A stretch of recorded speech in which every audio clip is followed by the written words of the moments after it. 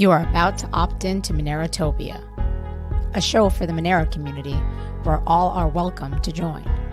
From noob to maxi, no matter what bags you hold. Just sit back and relax to the sweet sounds of Monero's latest progress. Or if you're feeling inspired, join us on stage. Remember, the only thing that can stop Monero is a false belief that it can be stopped. And if you want to win the revolution faster, we recommend you remove your XMR from all custodial exchanges immediately. Warning, voting accidents are common around here. Don't forget to properly secure your private keys. Monerotopia starts now.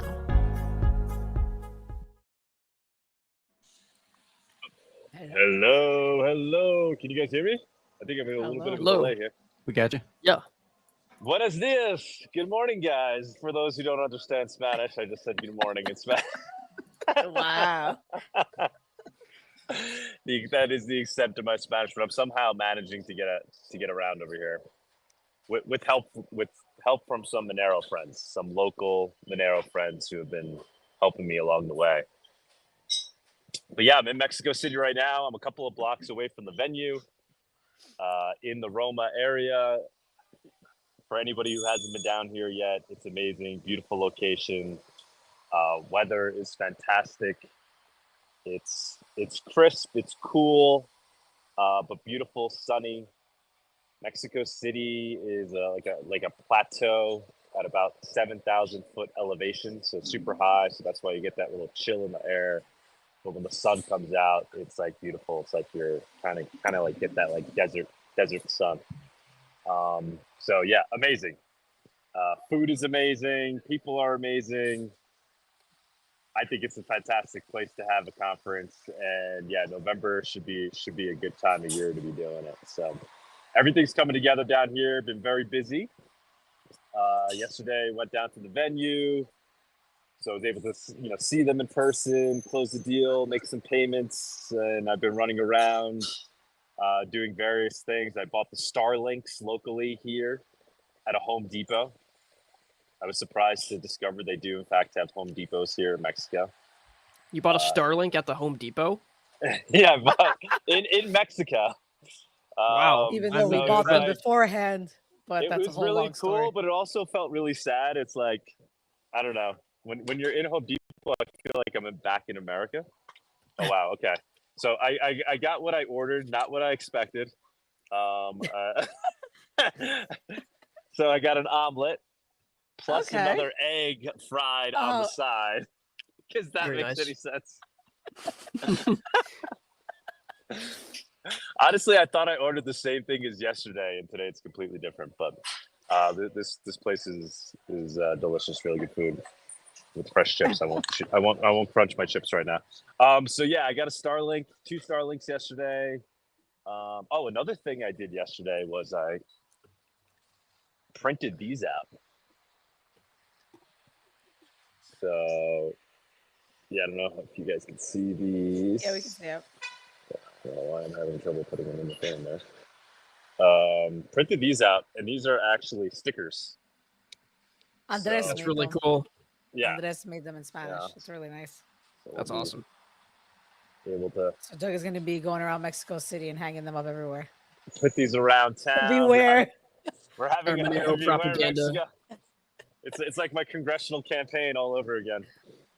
I just want to get out of the seat for a second, show that like the cafes here, guys. For anybody who hasn't been down here yet, I don't know. They might have some thoughts in their mind of what Mexico is like. Mexico City is got everything. It's got super fancy breakfast food and treats. Obviously, they have their traditional Mexican food as well. And everything is really tasty, really well made. I had like the best burger I ever had in my life last night from a little road stand outside of 7-Eleven. Things are great down here. Good living. We're doing a meetup tomorrow at 11 a.m. Eastern. Please, if you're listening to this and you're anywhere near Mexico City, come on out. We're going to be meeting up near the venue. We posted it. It's a little cafe. It'll be like a little Monero meetup. Really, it's a little get ready for Monerotopia meetup. And I'm hoping from that meetup, I'll find others that can help us out during the conference, and I think we'll walk around after that meetup and start putting up some of these posters. I also got little mini versions as well. I'll show this as well. These are also little stickers, so we can put those up around town. Every little bit helps. Yeah, guys, that's all I got to say about Monerotopia Mexico City for now. I'm going to be in and out today because I got still a lot more I need to do today. I got to go talk to the AV vendors. I got to go back to the venue. I got to talk to the lady who's going to be running the marketplace. I got to go make payments for printing banners. Got a lot of stuff, so I'll be in and out of the stream as the stream goes. Guys, are you still there? I only see myself right now. Yeah, we're Yep, I just focused it on you. The camera. Yeah. I'm just writing the meetup location for tomorrow. Okay. I'll be coming in and out of the stream today. We have obviously we'll be doing the news, we'll be doing the price report, and we have Xenu. I'm not exactly sure how to pronounce his name. He's been on Twitter for many years. I'm sure once you bring him up, people will recognize his handle. He's always dropping very base comments about Monero. I believe he's attended Monero events in the past. He's anonymous on Twitter. He, I think, is working on a new project related to putting information out there about Monero's traceability. So he's doing a YouTube series similar to the series I believe that Justin did a couple of years ago. So that should be very interesting. We'll be bringing him up. He's very excited about that, and we'll get the word out about that for him. And yeah, other than that, it should be a normal show. Monerotopia is pretty much a month away. Go ahead, Sunita. You want to bring up? I'm saying if you want to go website, yeah, because we have a few new I'll do it. Speakers. Yeah, okay, go ahead, bring it up. I was like, yeah. Okay. I'll sit here and. We got a few. Okay. Oh yeah, we have new speakers. We have the Monero Pay people and Woodzer. I don't know if you mentioned that last week. Yeah, so we got Woodzer coming down. Woodzer was there last year. Woodzer is the main dev for Xenu. So very excited that he'll be coming down there. Xenu's been making a lot of progress. I've been watching that on Twitter. I think they announced they've had like 1,000 trades that have been made on Xenu with like an average trade amount of 2 XMR or something, which is super amazing. So Xenu's, filling in the gap that was left by local Monero leaving. So that's very exciting to see. Woodzer will be at the conference. Who's the other one? Oh, Monero Pay. Monero Pay will be down there? Yeah, both of them. Yeah, so we were talking about Monero Pay, I think it was last show or the show before when we had Abdullah on talking about the Nodo. Monero Pay is actually integrated into the Nodo. It's what allowed us to turn it into a little POS system. We used Monero Pay for various reasons instead of using BTC Pay server. Which doesn't mean we might not also ultimately implement that as well. But for now, it's Monero Pay, and there's differences, a lot of differences between BTC Pay and Monero Pay. Monero Pay is a lot more like lightweight. It's obviously built for Monero purposes. So we have the main devs that are working on Monero Pay will be coming to Monerotopia to present on Monero Pay, which is super cool. They also happen to be the same people that were at MoneroCon that built the Monero ATM. I don't know if people are familiar with that, but there was a Monero. It was very cool. What's that? It was very cool. It was very cool. Yeah, so they're kind of part of that team, and they're also, I didn't realize they're also the ones that built Monero Pay. I guess the ATM might have even been running off of Monero Pay. I'm not exactly sure. But they're super cool, very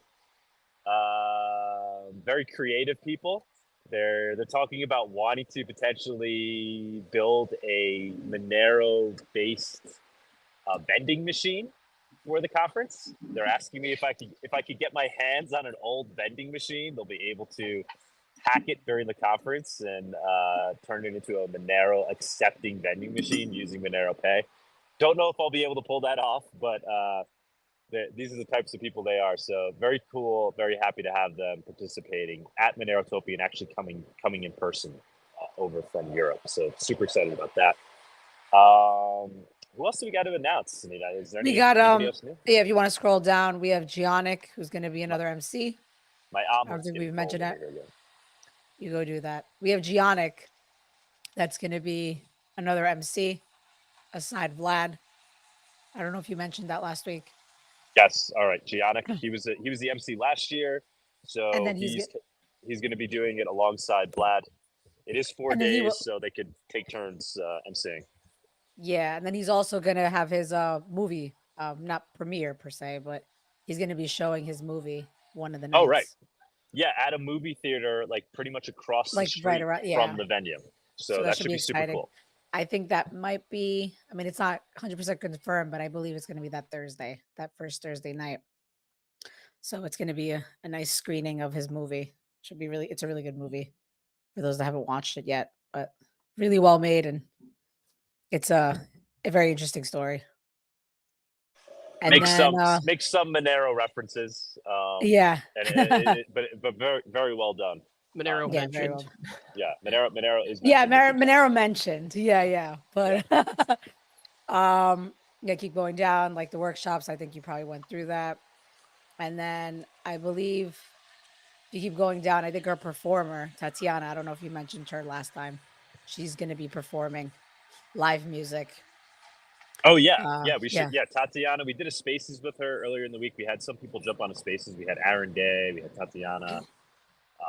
Rafael Verde jumped on. Vlad jumped on. That was very cool. But she's, she's an OG. She's a true anarchist. She's been part of that scene for a very long time, and it's promising to see that she's now participating in Monero events, right? So this is a theme we're seeing over and over again. Those that are like in crypto for the right reasons, that are interested in it for digital cash purposes, are making their way into Monero. She's one of them. I think she's always had Monero. She's been in Monero from the early days, but now she's participating in the conference, which is super cool. And she's very talented. She'll be coming down and she'll be performing. I'm sure she'll be talking to. She's a very eloquent speaker on topics of anarchy. Very, very like motivational in that regard. So she'll be part of the conference as well. Super excited about that. Yep. Anybody else? Anything else to mention? I think that's it for now. That's it for now. Yeah. Yeah. As I've been repeating over and over again, guys, and a lot of people have in fact been doing this.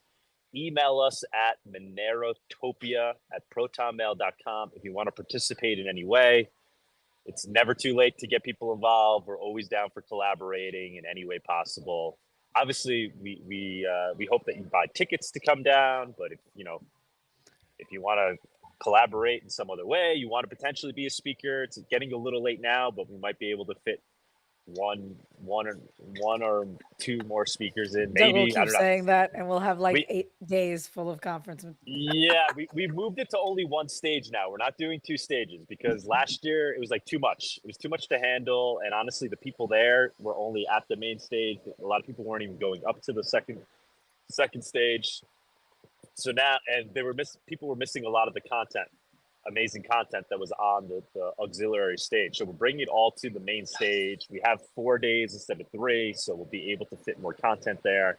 So even the remote speakers, the remote talks, we'll be able to highlight them on the main stage because these aren't secondary talks. They're just as amazing as the other talks anyway. It was just for space reasons that we were using an auxiliary stage, but now we think we could fit it all in on the main stage, and we could focus on making that content as well done as possible. I guess that's really it. Yeah. Grab your ticks and spread the word, guys. I keep putting that out there. I am seeing it work. Continue to spread the word. But like I said, nobody's going to do this but ourselves. It's got to be grassroots style. Nobody no crypto media outlet is picking up Monerotopia and talking about it, even if they know about it. They nobody wants to help Monero, right? We've seen this. You can have your theories as to why that may be the case. Monero is clearly like the most used digital cash crypto, yet all of mainstream crypto kind of ignores it and is hoping it goes away. Well, it's not going away, but it's up to us to spread it on our own. So tweet it out there, get it out on like normie social media, put it out on Facebook, put it out on LinkedIn, put it out on the dark market, on the dark web. I don't care. Just get it out there. Get it out to where people might care about Monero, will learn about Monero. Get it out to libertarian communities. Send it out on email lists. Get the word out. Get the word out. I'm doing everything I could possibly do to get the word out, including walking around Mexico City and putting stickers up on walls. So I'm asking those that are out there, if you're looking to help in any way, just spread the word. Spread the word, my friends. I'll leave it at that. All right, before we move on, I got a Awesome. couple super chats. Niles tipped $1.23. Bon appetit, Doug. Sup tipped 50 cents. Gracias. No color on the poster to get attention of passerbys. The banner, the flyer, it's black and white. Well, we thought it looked... we went with black and white. We thought it looked cool, and it would be more expensive to print in color. That color cost money. Sorry, guys. Maybe next year. We run a tight ship around here. Yeah. So I think we're going to move into the news. Go ahead and do the news with Tony. So let's go ahead and get into that.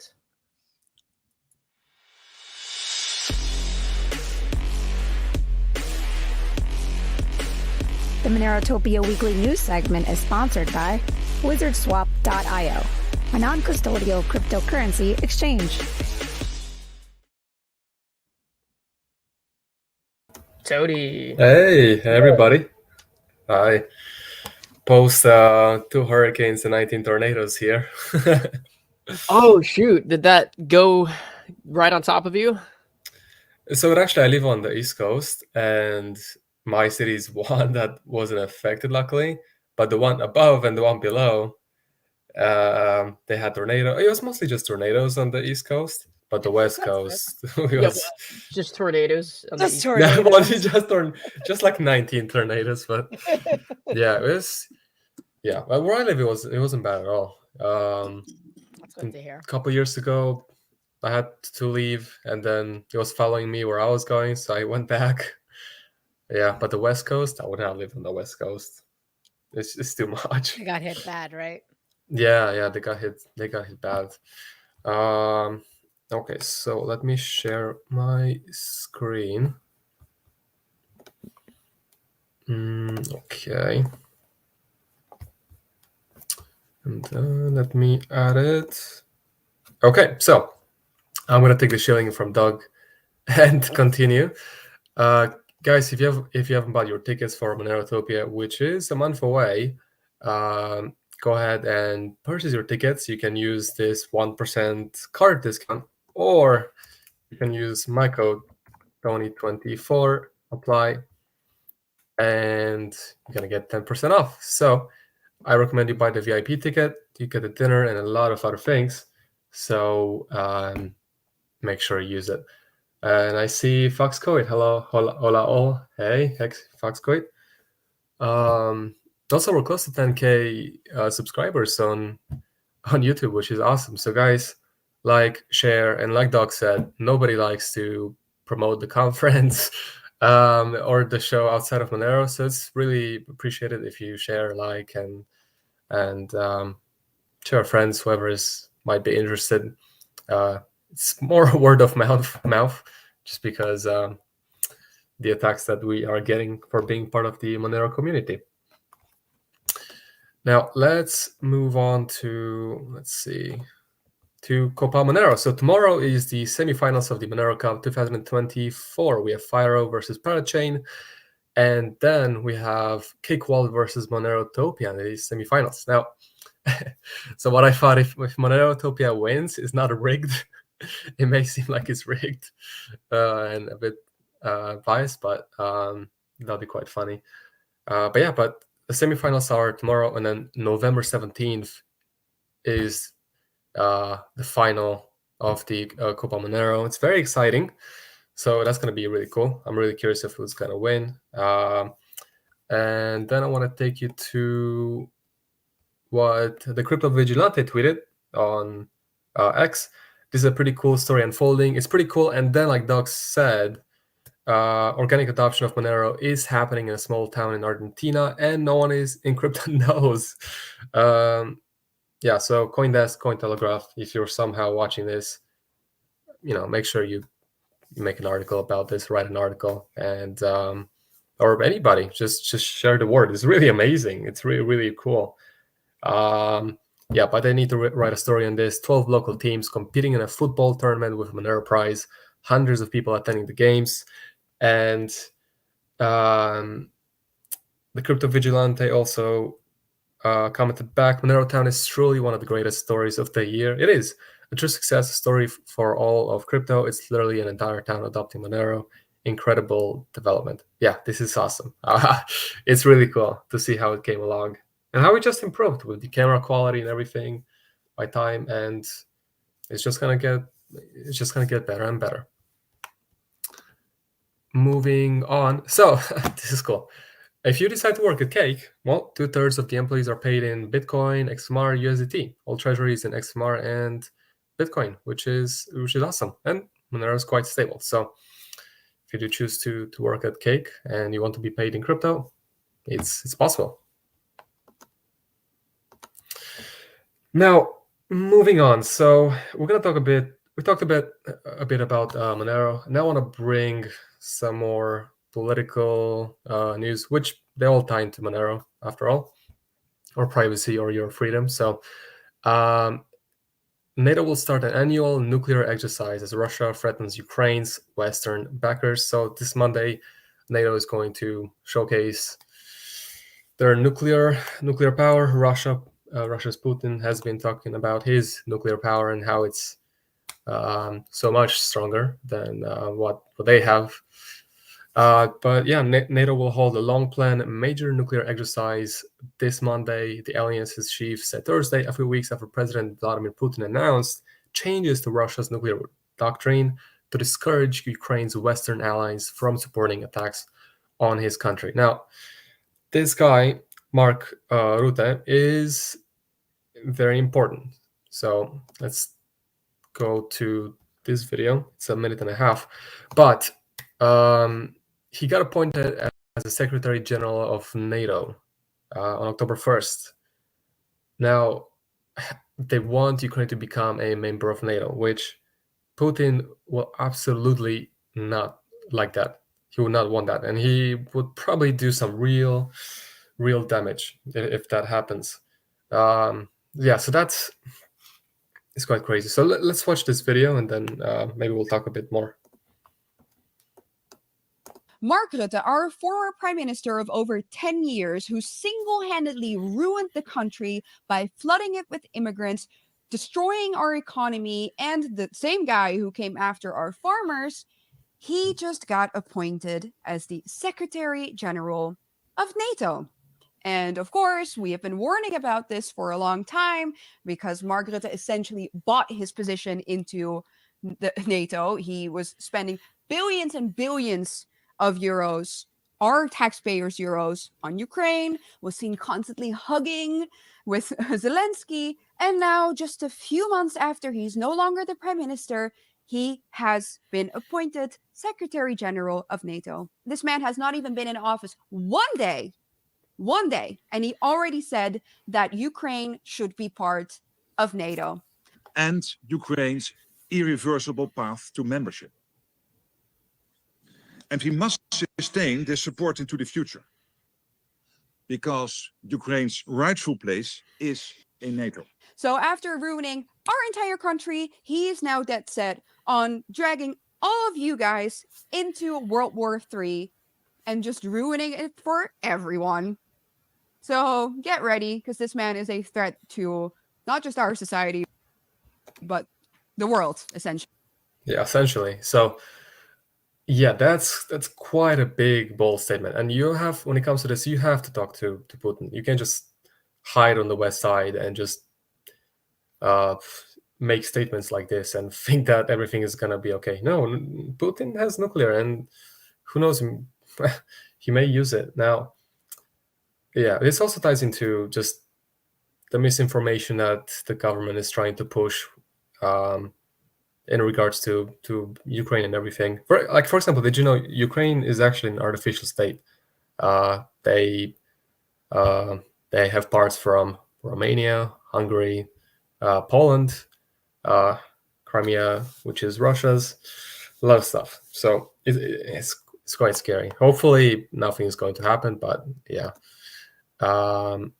Then let's see. Oh, this is the press conference that I have right here from NATO.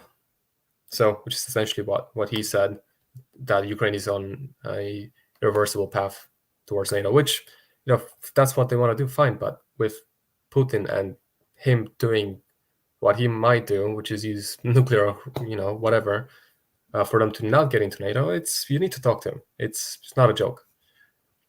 Yeah, so we should see what's going to happen with that. Then, so this is from X. Somebody said the government put fluoride in our water and attacked anyone who questioned it. Now the NIH, after major pressure, has declared it reduces the IQ of children and is hazardous to human health, and states are removing it from water. I've heard about this. I haven't quite looked into it to say yes or no. But I mean, I personally don't drink the water in the U.S. from the tap. So yeah, it must be bad for your health for sure. And if it's bad for you to drink, it's probably bad for your skin to wash your hands with. But yeah, this is going to tie into what I'm going to get into next, which is these are just attempts from the government, so not just intellectually, but also for your health, to try to make you into a more degraded state, your children too, so that you're less probable to revolt. And let's actually take it to this article on the COVID mRNA vaccine. A major study involving 1.7 million children has found that heart damage only appeared in children who had received COVID mRNA vaccines. Not a single unvaccinated child in the group suffered from heart-related problems. In addition, the researchers note 0 children from the entire group, vaccinated or unvaccinated, died from COVID-19. Yeah, so tying it back into the water and the fluoride, this people just getting more diseases in general, autism being on the rise, heart disease, all this stuff. They want to make you in such a state that you just can't revolt.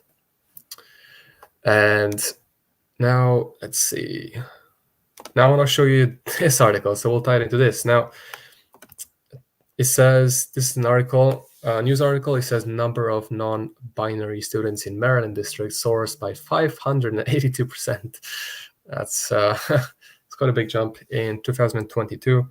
And it said the largest public school system in Maryland saw a 582 increase in the number of students identifying as non-binary over 2 years. This is obviously not. This is obviously a creation. When I was growing up as a kid in Eastern Europe, nobody was non-binary or whatever. This is crazy. But March 1st, 2024, Maryland school district accused of training substitutes on student gender identity. So the largest school district in Maryland is being accused of quizzing aspiring substitute teachers on topics related to gender identity. And also, you may have noticed, it's quite annoying now if you are applying for a job or things like that. They ask you what your gender is, and there's like 100 million genders and things that you can choose from, and you're just trying to go straight to male or female. Yeah, and this all ties into, first they want to attack your health, then they want to attack you intellectually, they want to make you confused of who you are. yeah, so this is all part of their plan. So actually, somebody said it was quite funny. Let me see if I can find it. If they got at least enough homework for 2 people, then that percentage would drop by 582%. That'll be quite funny. Honestly, if you identify as they dumb, which is a pro, you get double the homework. There we go. Yeah. Then let's go. Yes, let's go to this. So we've been talking about the whole migration issue that is happening in Europe, and not just, but this is quite bad. So this is it says fake African asylum seeker in Italy defaced Martano church with Arabic writings. He also defaced cars and houses, shouting Allah Akbar. And Wall Street Silver reposted it and said, when will European governments realize they made a mistake and deport them all? Probably never. Probably never. Because, yeah, probably never. So let's watch this video. It's like 40 seconds.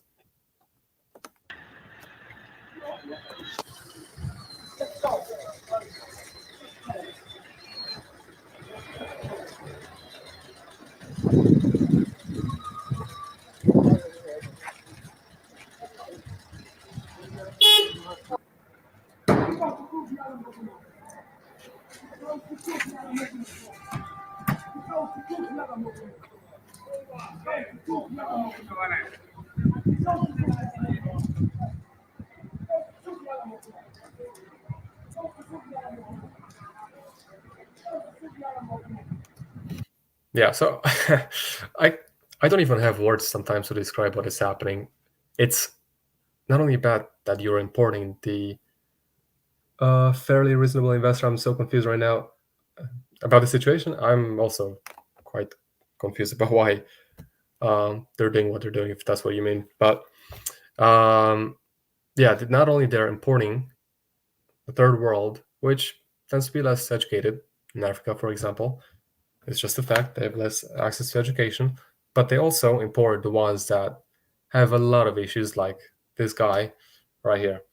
And then they just let him come to Europe. Sweden is going to give him 35,000 euros for living for like a year or something per person.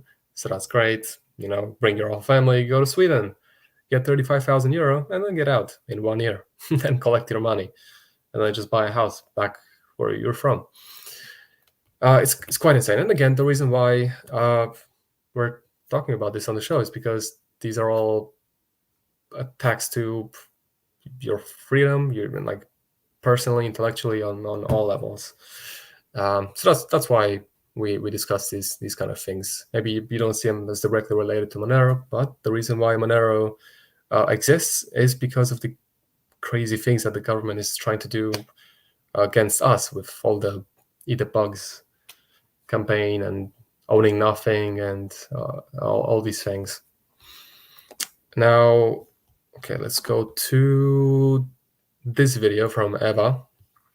She talks about, let's see, this is an article from actually 2000s. UK whites will be minority by 2100. So it's a 30-second video. Let's go ahead and watch this.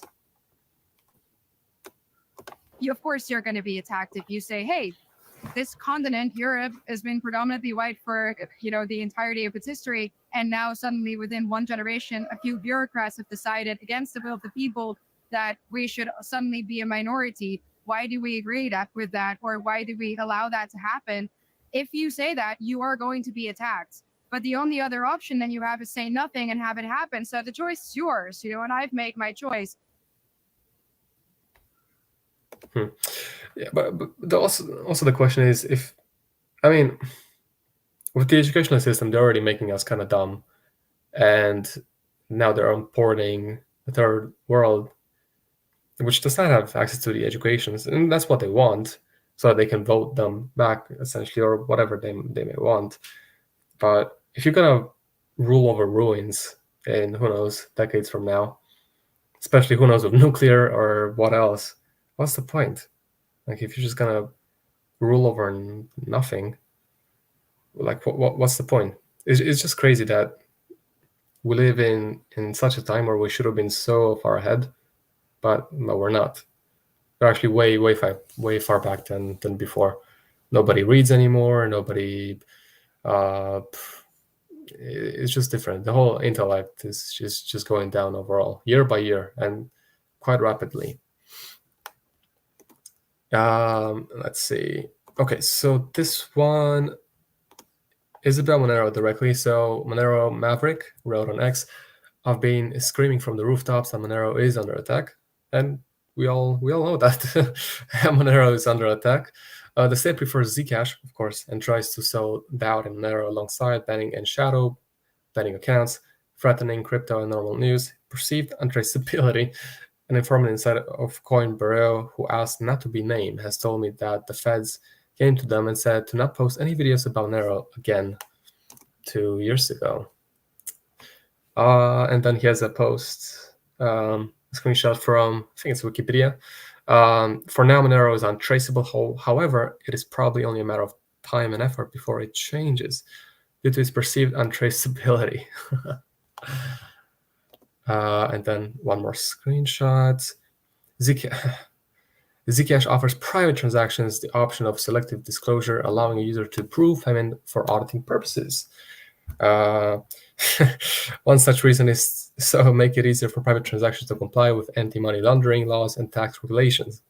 So allowing a user to prove payment for auditing purposes, or also allowing us to have a backdoor into your cryptocurrency, which that doesn't make it fully private.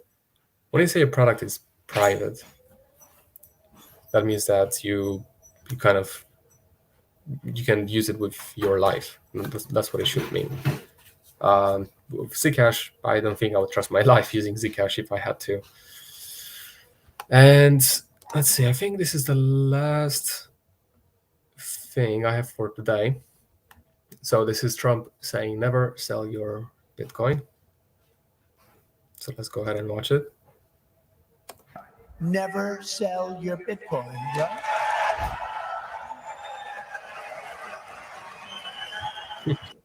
Never sell your Bitcoin. Yeah. That was from July, wasn't it? Yeah, I think that was from the Nashville in July. I was gonna say because it was posted now, but I remember that this was from a while back. Yeah. It definitely made everyone happy. Just hold yeah. it. Don't use it. Just hold it forever. Perpetually. Yeah. Like we all have the Pokemon cards and the I mean, actually, those are people actually buy them from quite a lot. So maybe I shouldn't say that. But yeah, essentially, it's a crypto that cannot be used as a currency for many reasons. It's not private, so it's not fungible. Definitely can be used as a currency. And a lot of issues besides we talked about in the past, and we all know about essentially when we're going to reach the last Bitcoin mined. What's going to happen? Are the fees going to sustain it? Well, they need to be low enough to be used as a currency. But I guess some agree that it's not a currency anymore. It's just something to store your money in. But can it actually do that when it's just based off of belief amongst the group that it works? Or, yeah, there's a lot of... it's going to be interesting if he wins and how the whole crypto direction is gonna go. But if he's truly about freedom, he should look into Monero. I bet he probably knows about it. There's probably no way that he doesn't at this point. Meagle66, Trump laser eyes, lol. Yeah, the problem with laser eyes is that they talk to each other and they blind themselves to the laser eyes. And then they don't see the what's going on or the truth. But yeah, so this was the new section, everybody. Again, like and share. We're close to 10,000 subscribers on YouTube, so like and share. And one more time, because we are getting close, if you haven't bought your tickets, VIP or regular or whatever, make sure you use code Tony24 and you're gonna get 10% off your order. There's a couple others. Tux has one, I think Bawdy, I think Monerotopia as a whole has one. So yeah, there's quite a couple. It's a good deal, guys. But, yeah, it's a very good deal, and it's an amazing conference. So each year was a lot of fun. So Neromaxes, good morning. Good morning. We got a few super chats here, and on tip 25 cents. Tony based AF as usual. Oh, thanks. Thanks, Anan. Yeah, again, guys, like we Kept tipped 25 cents. Wizard Swap sponsors Monero Talk, but in a recent incident, Binance freezed one user's Bitcoin who had got it from Wizard Swap.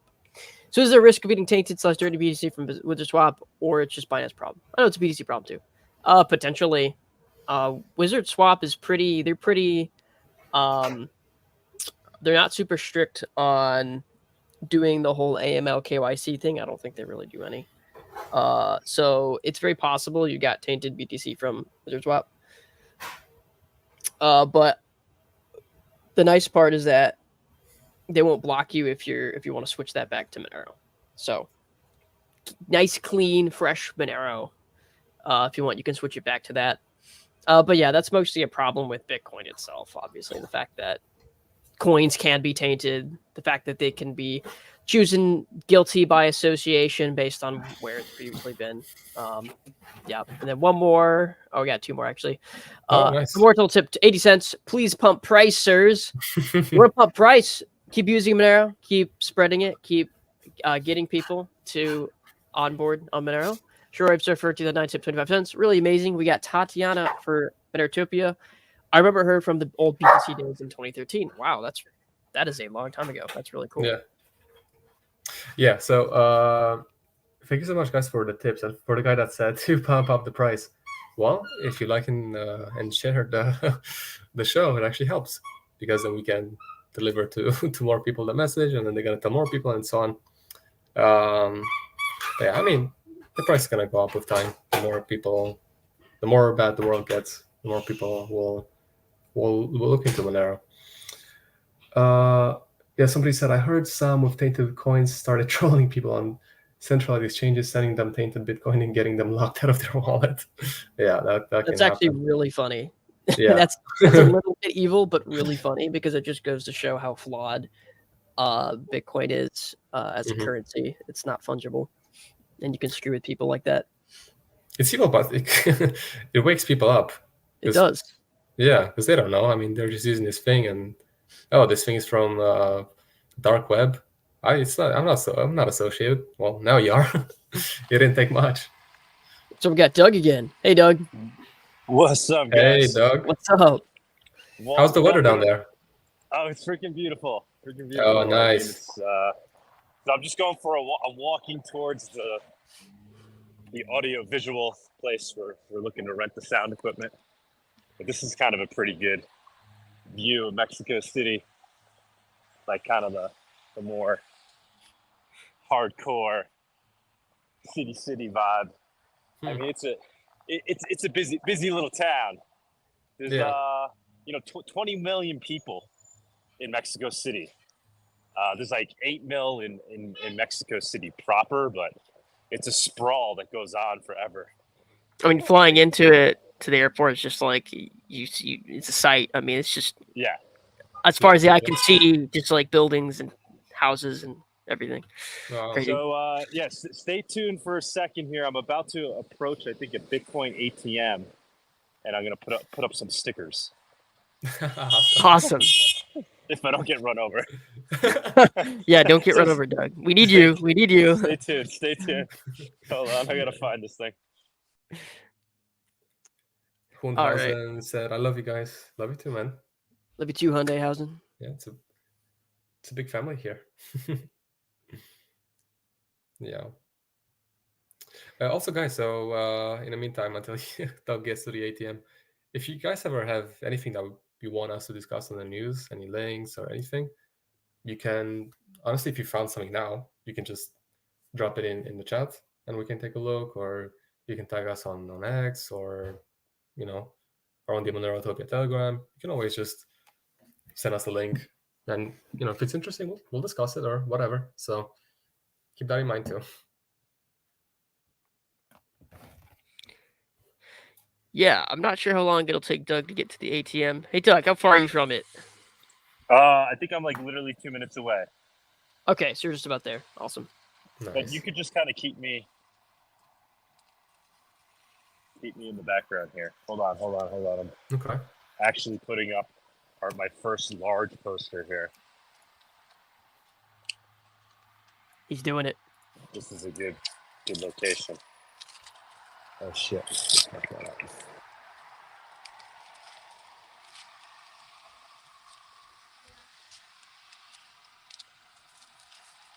This is good. People will see it as they're walking down this road. Can you guys see me? No. Yes. Now we do. Your camera's off. No, we do. All right. So coming down here, we have our first big one that's up. All right. All right. And hold on. I'm about to find the ATM. Let me not litter here.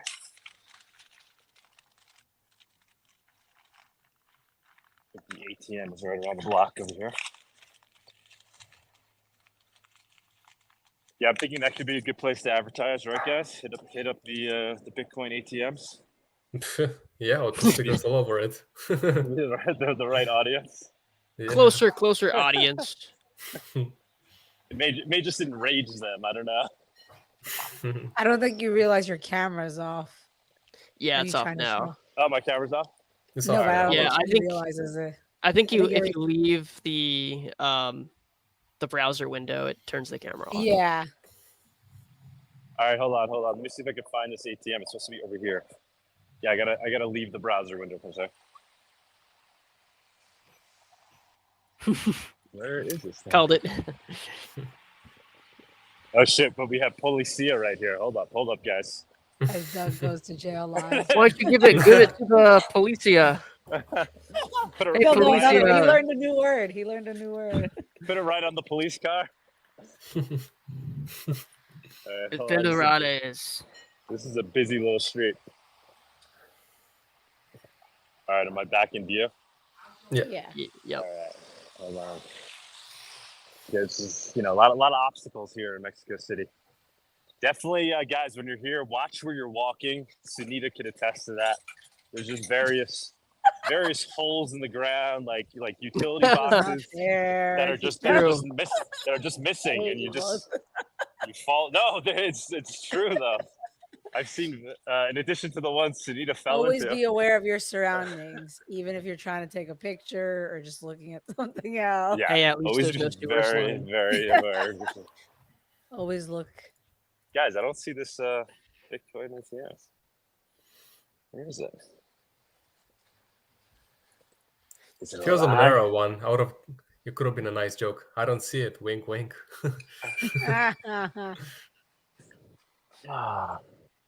Ah, Bawdy said it's probably Bawdy's inside a saying it's store. probably inside a store. yeah. Maybe it's probably. Let's hold on. Spring Bawdy, maybe he can help you find it.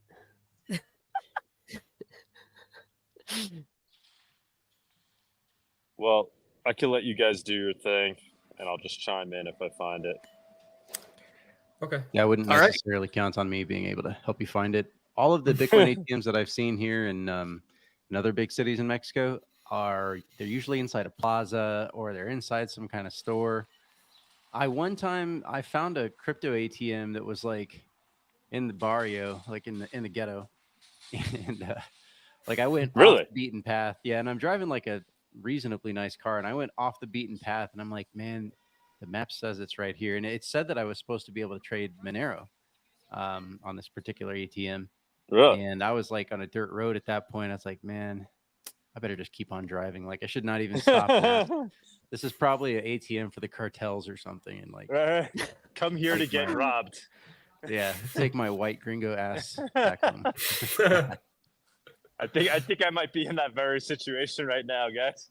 Hold on a sec. Nah, you're fine. You're fine. Don't worry about it. Yeah. You have us. We're with you right now. It looks pretty clean where you're at. I doubt that. Yeah, you get robbed. Just be like, hey, congratulations, you're live streaming to the world.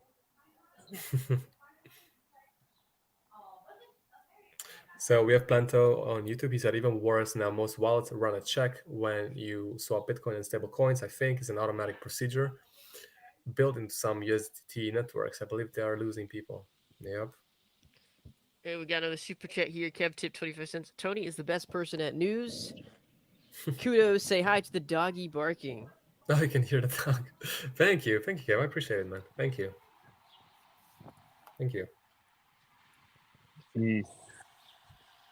Yeah, sorry guys, I can't find it. I don't know. I think it's in No joy. something, but I think the places that it's in are closed. It's in a business over here, but I think the business is closed. Continue on. Alrighty. With that being said, I think we shall jump into the price report with Alright. Bawdy.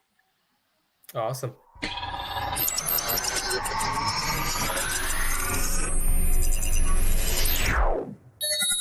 The Monerotopia Price Report segment is sponsored by Exolix, a privacy-focused, non-custodial instant crypto exchange.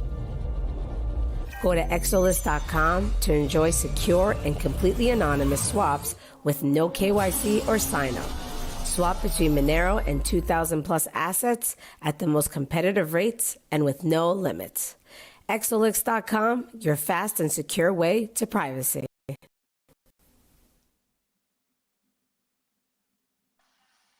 Guys, All right, can you, Bawdy. can you hear me? Doug's back. Yes, we do. We still hear you. Indeed. Check it out. Can you see me? Not yet. No. Now we do. Wait, yeah. Hey, Oh, we found the coin flip. the coin flip.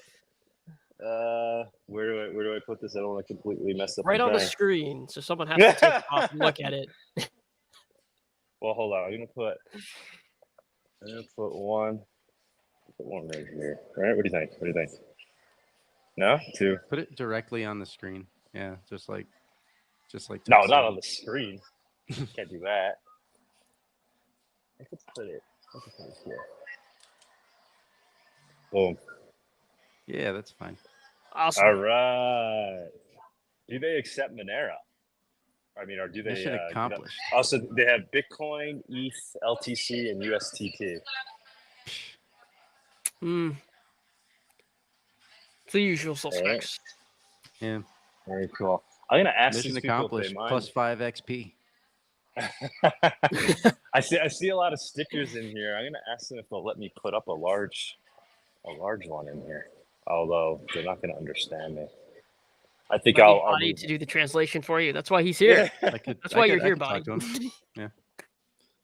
I speak some Spanish. I'm not great, but I wouldn't trust me for translating a legal document. But wait, let's see. Okay, hold on. Let me. If you could go ahead and ask them if I can hang this up somewhere. Hold up. Oh my gosh.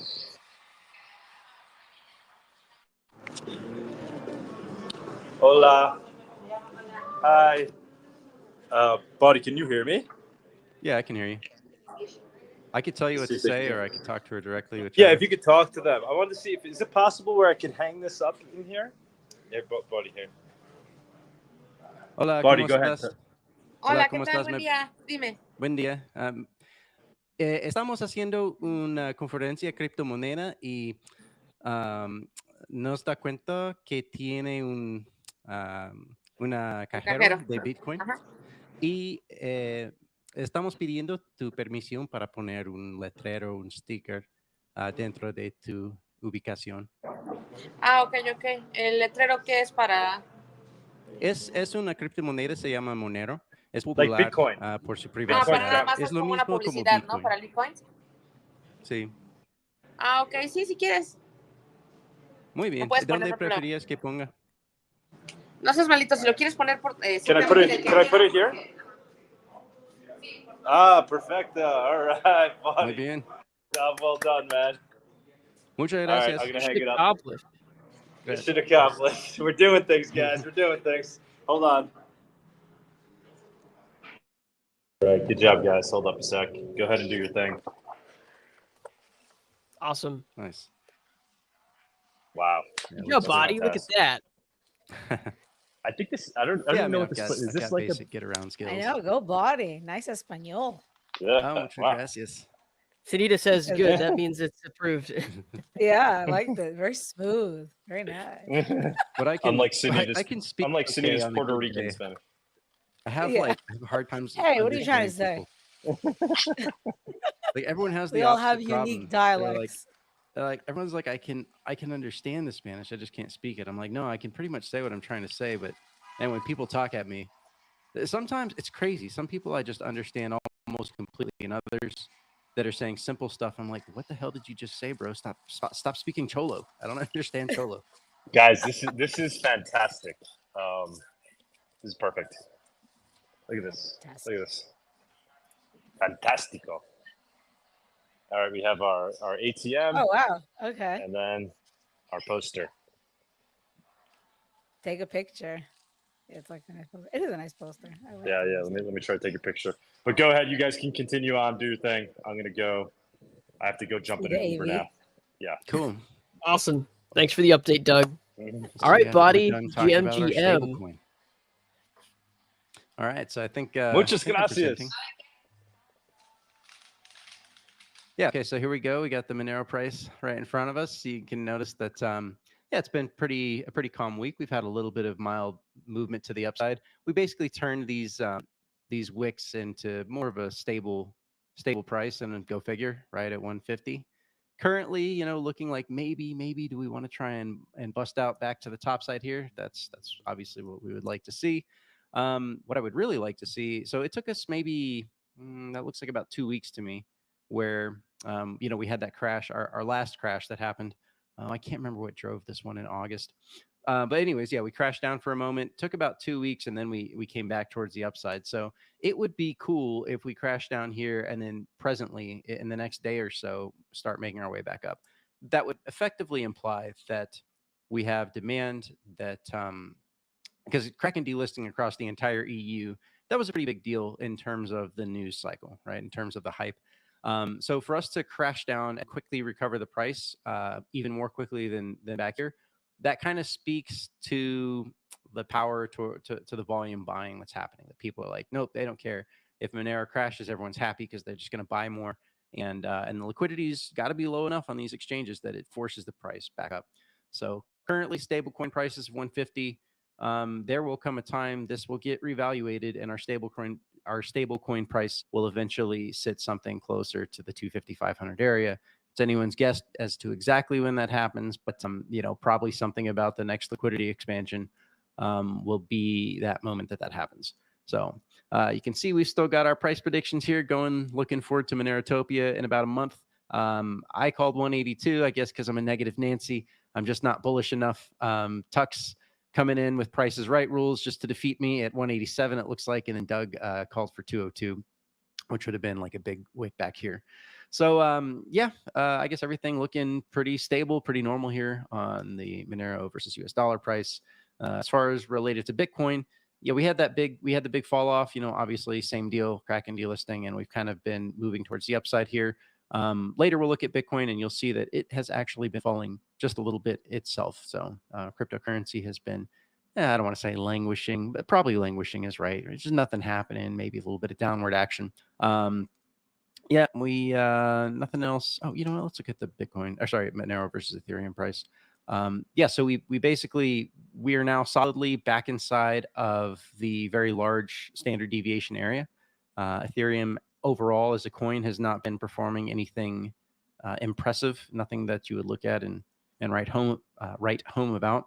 So yeah, we've basically gotten back into the large standard deviation structure. Maybe we can expand this chart just a little bit, make it slightly easier to see. Yeah. Okay. So we're on the 3-day chart. You can look down here at the bottom for your reference of time, 2022. Right here. Let's even zoom more. Okay. So yeah, you can see there's the standard deviation structure from Monero versus Ethereum. You'll notice that the bands widened as Monero price dropped down. That's classic Bollinger Band, as it's called. I don't know why the dude had to call it Bollinger Bands, you know, just to sound cool or something, rather than standard deviations, whatever. Anyways, we are now back solidly in that lower standard deviation. You'll notice it's starting to curl flat there. That's a good sign. You know, and I do wonder in terms of when the liquidity expansion kicks off, probably Monero should go up with the rest of the market this time. We'll have to see. Maybe they've still got tricks up their sleeve. Certainly they do. But for the moment, this looks like a good stabilization on a long-term basis in terms of, you know, okay, we had the dropout, and then now things have basically come back. What you'll notice is that at that peak here, that's effectively our pre-crash price versus Ethereum. So, I mean, what you really want to see is some stabilization and then moving towards the upside of that band. If you want to say that Monero is going to really start outperforming Ethereum for the long term, there will probably come a day that does happen. I have no predictions for you here today on whether that is sooner or later. So, yeah, with that, that's probably most of the Monero price. Monero versus gold, nothing really changed here. Gold's still strong, still doing pretty well. Looking at our overall stable coins, we got Xenu here, always in the top left quadrant, #1 for us, I guess, apparently. Yeah, so we still have this kind of pennant formation hanging out at the top of that pennant. That doesn't necessarily mean anything. It does suggest slightly more strength than weakness. You really kind of think that, hey, you kind of want to test one more time if you're going to like try to go to the upside here. I mean, things can just break out for no reason at all, right? But let's just go ahead and draw a splitter there and do some dubious technical analysis. So you can see we've got the splitter right there, and the splitter is kind of a useful metric for you because it often gives you a good place to look. If, like in this case, if this coin is going to be bullish, you would want to see it do something like maybe test that splitter there, kind of do this, maybe make a wick above, right? Maybe test the splitter again and do something like that. And that's usually like good price action. That's totally hypothetical. Just kind of giving you guys a feel for things you might look for if you're trying to get a coin that's about to break out, that you think is, setting up to break out to the top side. It doesn't always play out like that, but anyways. Firo. I don't know if I've been mispronouncing it. I call it Firo. Maybe I've just got a weird accent or something. Yeah, this thing is still consolidating. At this point, you would almost even try and draw some lines that look like this. Let's get rid of the dots. Yeah, you would try and draw some line that looks something like that. Right. So this technical pattern doesn't necessarily tell you that it's going to go up or down. It's really just a narrowing volatility pattern. Probably this thing will go the direction the rest of the market goes. So if the rest of the market breaks down, it too will break down. If the market starts pumping, then Firo will start going towards the upside as well. Pirate chain, nothing has changed here. Lots of oscillation. That would be funny if this oscillation started dying down. That would probably mean that one of you Chads out there that was listening was like, yeah, let me just trade the oscillations, which would have the tendency to dampen the oscillations. Especially if you were leveraging it for all of the liquidity that was available there. Let's see, Darrow just stair stepping to the downside, the inevitable march towards death. I can't see how Darrow is going to be relevant at all ever again, but okay, whatever. And then Zcash, well, pumping. Okay, Zcash, Zuku, have you been shilling hard lately? Maybe it was Barry Silbert, who knows? But yeah, they just pumped 50% in the past, what does that look like, about 8 days, week and a half maybe? Yeah. So I guess Zcash, good on you guys, trying to show some strength, whatever.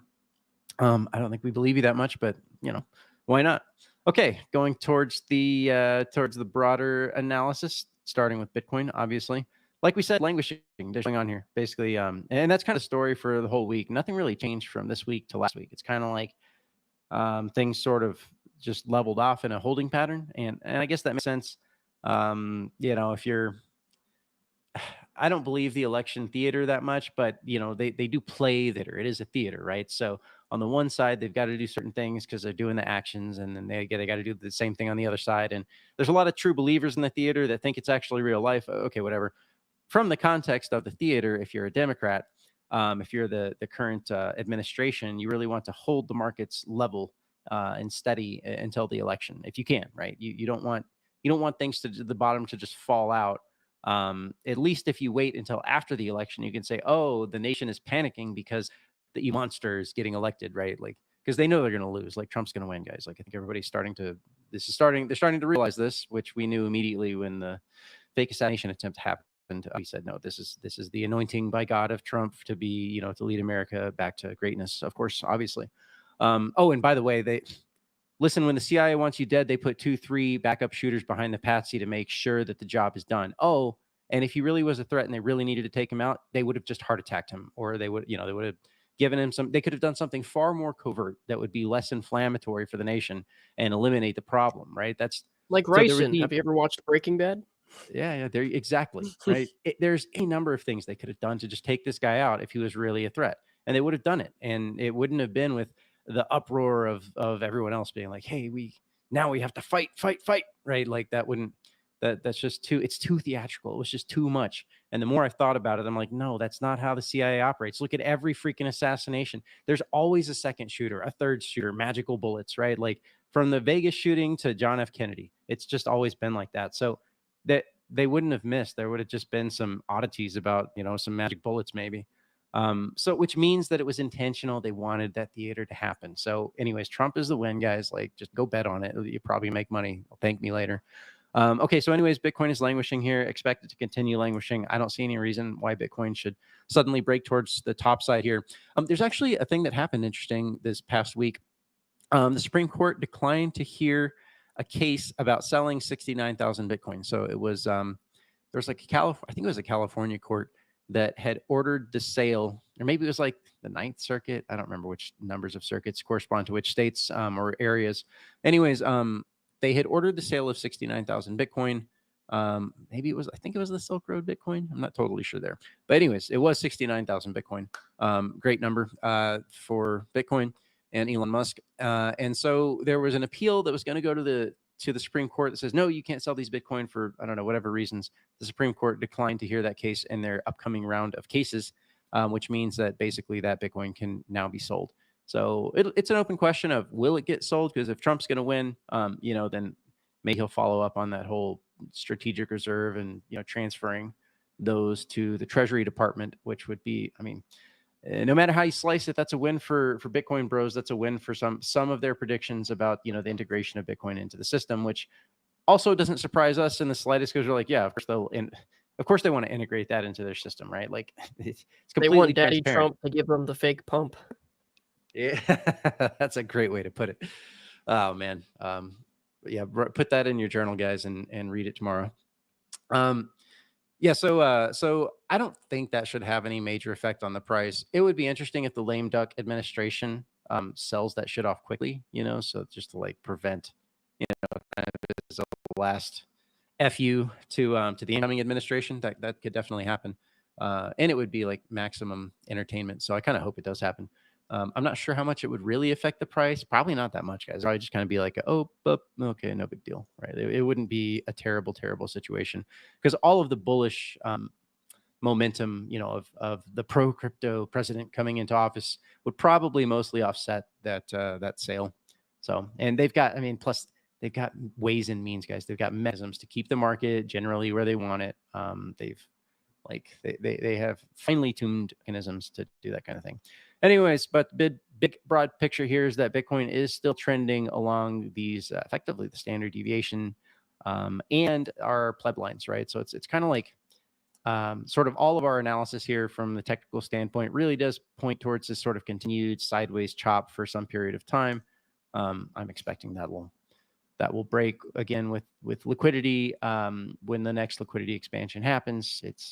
Again, like we've talked about this, if there's a crash and a subsequent liquidity expansion, that's the time to literally take loans and then put your money into high beta, which means high volatility, high risk, high reward assets. It's just free money. It's just guaranteed free money, basically. Okay, so let's go take a look at some shitcoins here. FTT had pumped for a while. Seems like it's pulled back. Probably it's still, we're not going to really look at the US dollar price on FTT, but the next big winner here would be AVAX. Looks like AVAX has had a good pump here for the last 2 days. So yeah, AVAX is, I like the idea of AVAX. I'm not sure how much it's going to catch on. It seems like Sol has captured the soul of degenerate pump gains, mostly because, it's just a meme platform, right? In fact, Sol has taken a lot from Ethereum. Like Ethereum could have been doing a lot better, except for Sol took a lot of that thunder. And it makes sense, the new thing, the shiny thing. At least one of those usually sticks around. So Sol is the one that is apparently sticking around. Never mind. Anything legitimate on Solana? Anything with what? Anything legitimate on Solana? Oh, Tether? Tether's probably the most legitimate thing on Solana. Also questionable. That's hilarious. Maybe USDC if we wanted to try and convince ourselves of something. There's got to be something. Maybe there's like a gold back token from Pax G. I haven't really investigated what's actually on Solana. I just know that the meme people, the meme bros are there. So, yeah. Let's see. AVAX is cool because it's got this like this DAG, like DAGs, directed acyclic graph, and it actually apparently works pretty well. They've got all these subnets. They could hypothetically re-implement just about any coin on their network as a subnet. Which, you know, someone said, hey, we could probably do Monero. I was like, you could, but you kind of lose the point of having the big broad fungibility of the entire network. Like it's a privacy layer, and we've seen that privacy layers and protocols will get attacked. So your entire network needs to be a privacy protocol itself. Yeah, but anyways, it's an interesting chain. It might be scalable. They've got some cool tech, whatever, I guess. Probably though, you know, pump with the rest of the market in the next big liquidity expansion, because they were, to me, like Sol, AVAX, even FTT to some extent. These coins are not OG coins. They came about before the last bull market. They had good performance in the last bull market. And so they've got this nice sweet spot of where people know what they are, and they've got the higher risk, high reward, and people know that. And so that's a lot of money is going to flow there because of that. And it performed well last bull market. So there's going to be like decent amount of performance of these coins in the next, there's like a very high probability of a decent amount of performance of those coins. The old stuff, for the most part, by and large, the old stuff doesn't like to perform that well. You know, like what would be an example? Litecoin. Litecoin's a good example of old stuff that you really can't expect is going to perform all that well. I mean, yeah, it'll perform, but just relative to what Sol is going to do, it's, you know, or AVAX, it's probably not going to do as well. So, sorry, excuse me. So in a relative sense, you want to go for those coins that are new, but not too new. The newest stuff obviously has the best chance to gain the most, but unless you really know what you're doing, unless you really understand the market, it can be harder to choose to pick the winners of the coins that are, you know, just a year old or 2 years old. So yeah, that's just kind of, again, some ranting on how to think about shitcoins and which ones you want to put your money in. You know, put your money in safe shitcoins, not sketchy shitcoins. Man, who thought that would ever be happening? Be said on the Monerotopia press report. Anyways, okay, so yeah, we've got the Bitcoin dominance here. It continues to march up. It's actually now cleanly broken above. It's sort of like a very obvious spot that we had from last cycle. We could probably drop another horizontal line there and say, okay, well, technically at the moment, it's kind of occupying that zone. But in general, this thing just continues to rise. So like I've said for a while, I don't exactly have great opinions on where this thing is ultimately going. That would be how you might try to draw the lines right now. You could say that this is sort of, you know, the dominance chart is starting to level off just ever so slightly, but there's no reason that these top lines have to hold at all. And the other thing too is that typically when it's time to kick off the bull market, they will clearly smash Bitcoin towards the upside. To tell everyone, hey, you can be comfortable now that we've cleanly made new all-time highs, and it's time to go. And then everyone's just going to be YOLOing everything, first into Bitcoin, you know, and then into crypto. And you'll notice that's exactly what happened right here in the fall of 2020. So timing-wise, 4-year cycle-wise, we're basically at that same moment, you know, right here. We're in the fall of 2020. So it wouldn't even be surprising to watch this thing go to the top side like that. And we'll have to endure for some period of time all the maxis. What kind of period of time would this look like? We will have to endure for maybe, 24 weeks. Yeah, for maybe half a year, we'll have to listen to the maxis talk about hyper Bitcoinization again and get them all out of the woodwork. And maybe they're part of the necessary liquidity to just smash the whole market towards the upside. But you can bet that, you know, after some bump to the upside, it'll come back down again, and shitcoins will perform for a period of time. It's just, you know, the cycles, it's the circle of life, the ebbs and flows of cryptocurrency. Okay. I guess it's about all we need to talk here about crypto. Like I said, there's really not much to talk about today. Oh, we forgot about Monero transactions. Not that that's really changed much. Yeah, 25,000, maybe slightly on the downside of that. So maybe like 23,000 on average here for the past week. Looks like Doug may be trying to comment for an update. Let's see. Hey, Doug. What you got for us? Hey, just saying we got to remember to judge the memes today. Oh, that's right. Yeah, judge the memes meme contest going on. Judge the memes. That's correct. maybe after we get Xenu up, Xenu, yeah. Xenu, we could do it after that. Xenu could even participate if he'd like to be a Say judge as well. Xenu's got his pulse on the meme culture, I believe. Yeah, exactly. If he didn't submit, I don't know.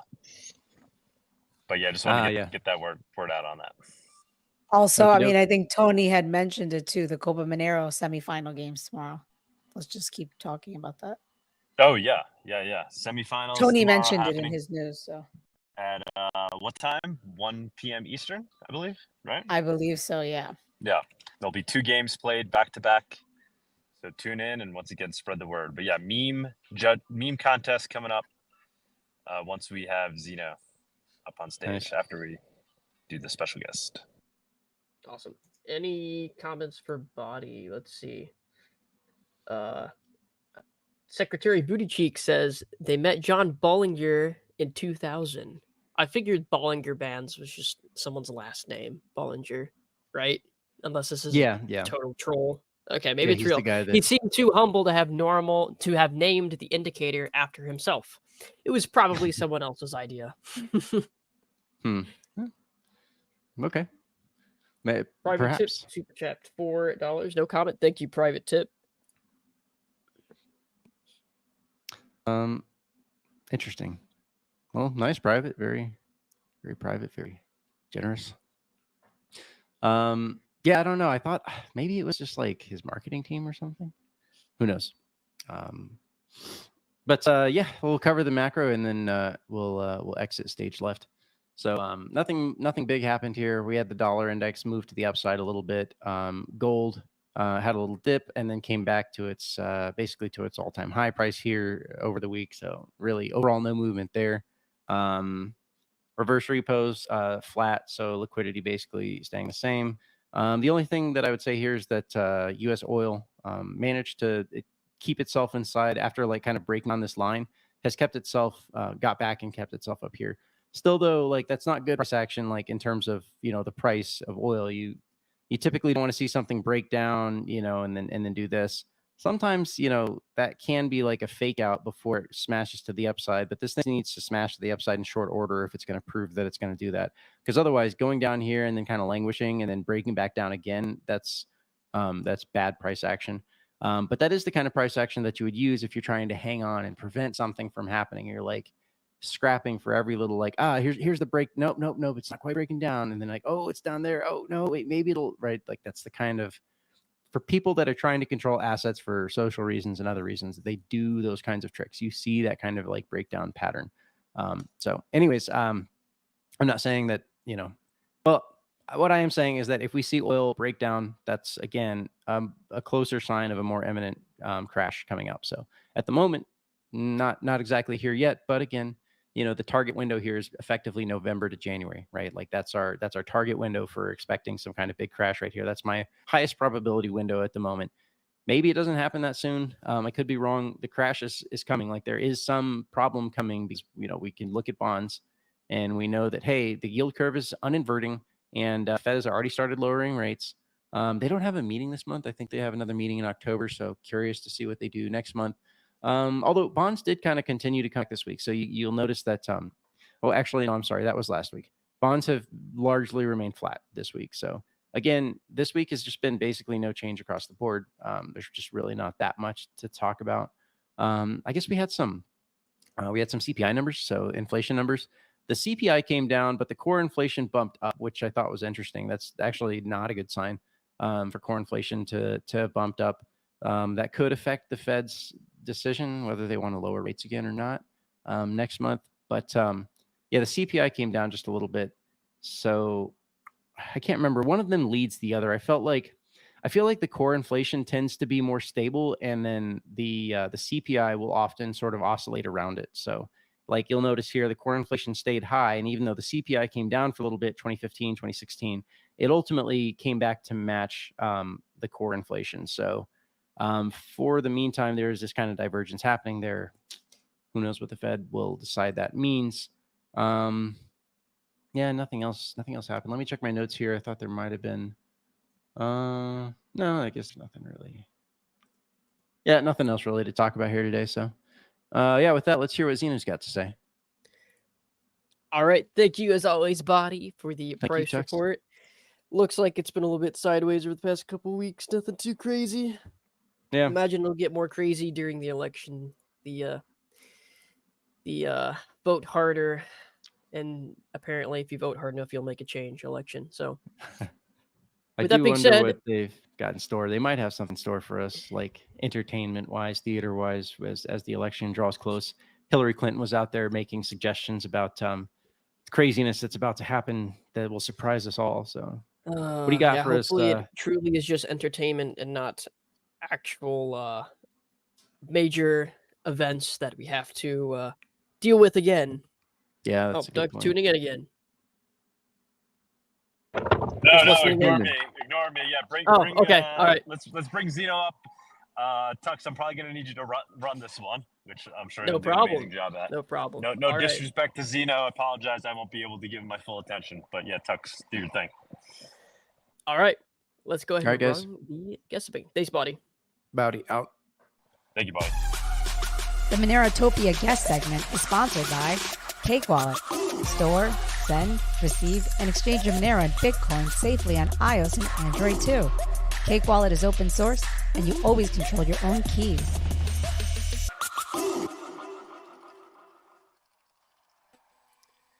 All right. Hey, Xenu, you there? Hey, what's up, brother? How's it going? Hey, Xenu, how's it going, man? Thanks for coming on. Yeah, thank you for having me. I actually DM'd Doug yesterday, and he's like, "Oh, we'll throw you on tomorrow." And I'm like, "All right, let's do it." But thank you. That's how we roll around here, man. Yeah, it was funny. I was like, That's "Oh, how we okay." roll. I appreciate the last minute jumping on. Yeah, definitely. Yeah, no worries, no worries. Yeah, why don't you? I think I'm a little delayed here, and I apologize. We'll have Tux basically run the interview. But yeah, if you want to start by giving a little intro about yourself, obviously I don't think you want to reveal too much, but whatever it is you want to say about yourself with regards to your relationship with Monero, and then we can get into the project that you're working on.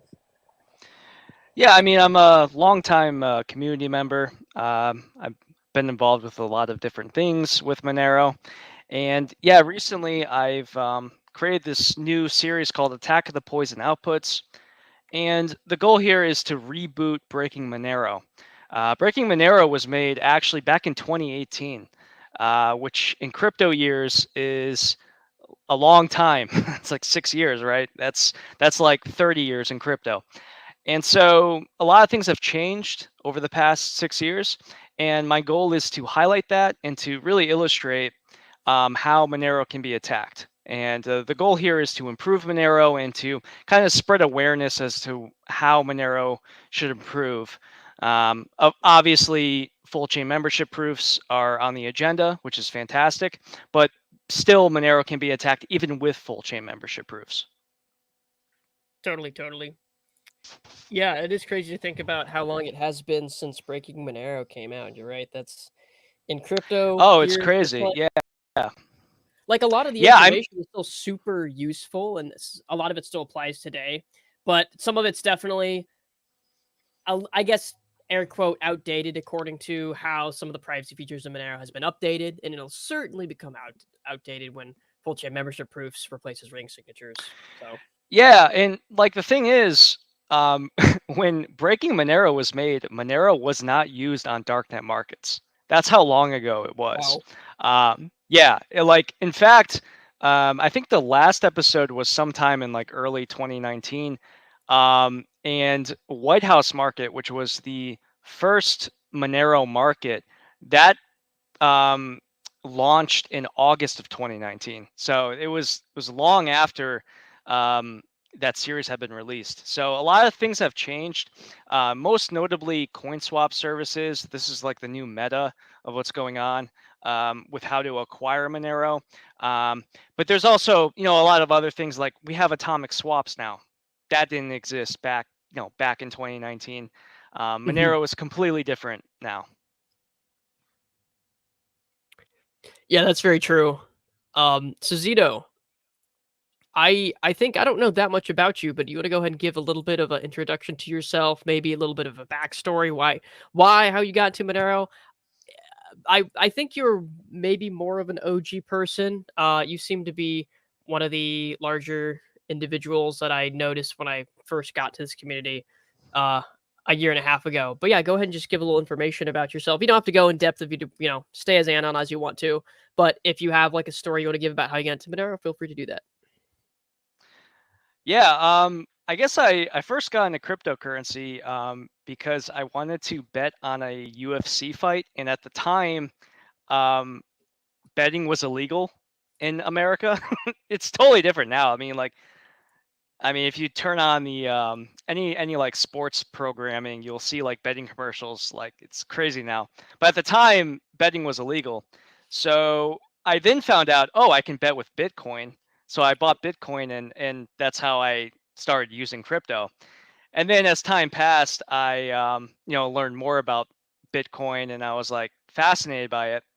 However, I was like very turned off by the Bitcoin community because they were not cypherpunks, I guess is the best way to put it. Like they just wanted to get rich.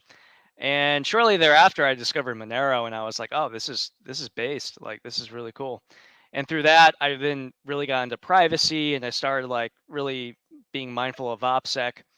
And yeah, as time passed, yeah, I guess I'm like kind of like an influencer now in Monero, which is weird. Like that wasn't planned. I see people like retweet me a lot and stuff. I don't really spend much time on social media, but that's really cool. And yeah, I guess now I'm like trying to expand and like make a project that gives back to the community with this Attack of the Poison outputs, which I think a lot of people are really going to like, and I think a lot of people are going to learn a lot because and I've witnessed this, a lot of people don't really understand how Monero works like under the hood, and so I want to like help people understand that. Yeah, definitely agree with that. The more people that are taking the technical aspects of Monero and putting it in layman's terms, the better. That'll help onboard more people, help them appreciate the privacy features of Monero, because it is a bit more complicated than just talking about Bitcoin.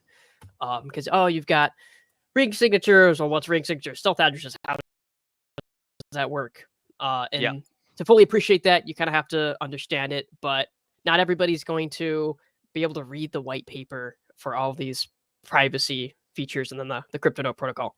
So that's great. That's cool that sports betting was kind of a way that you got into crypto. That's very interesting.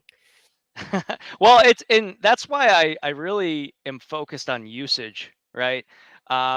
Like actually needing cryptocurrency.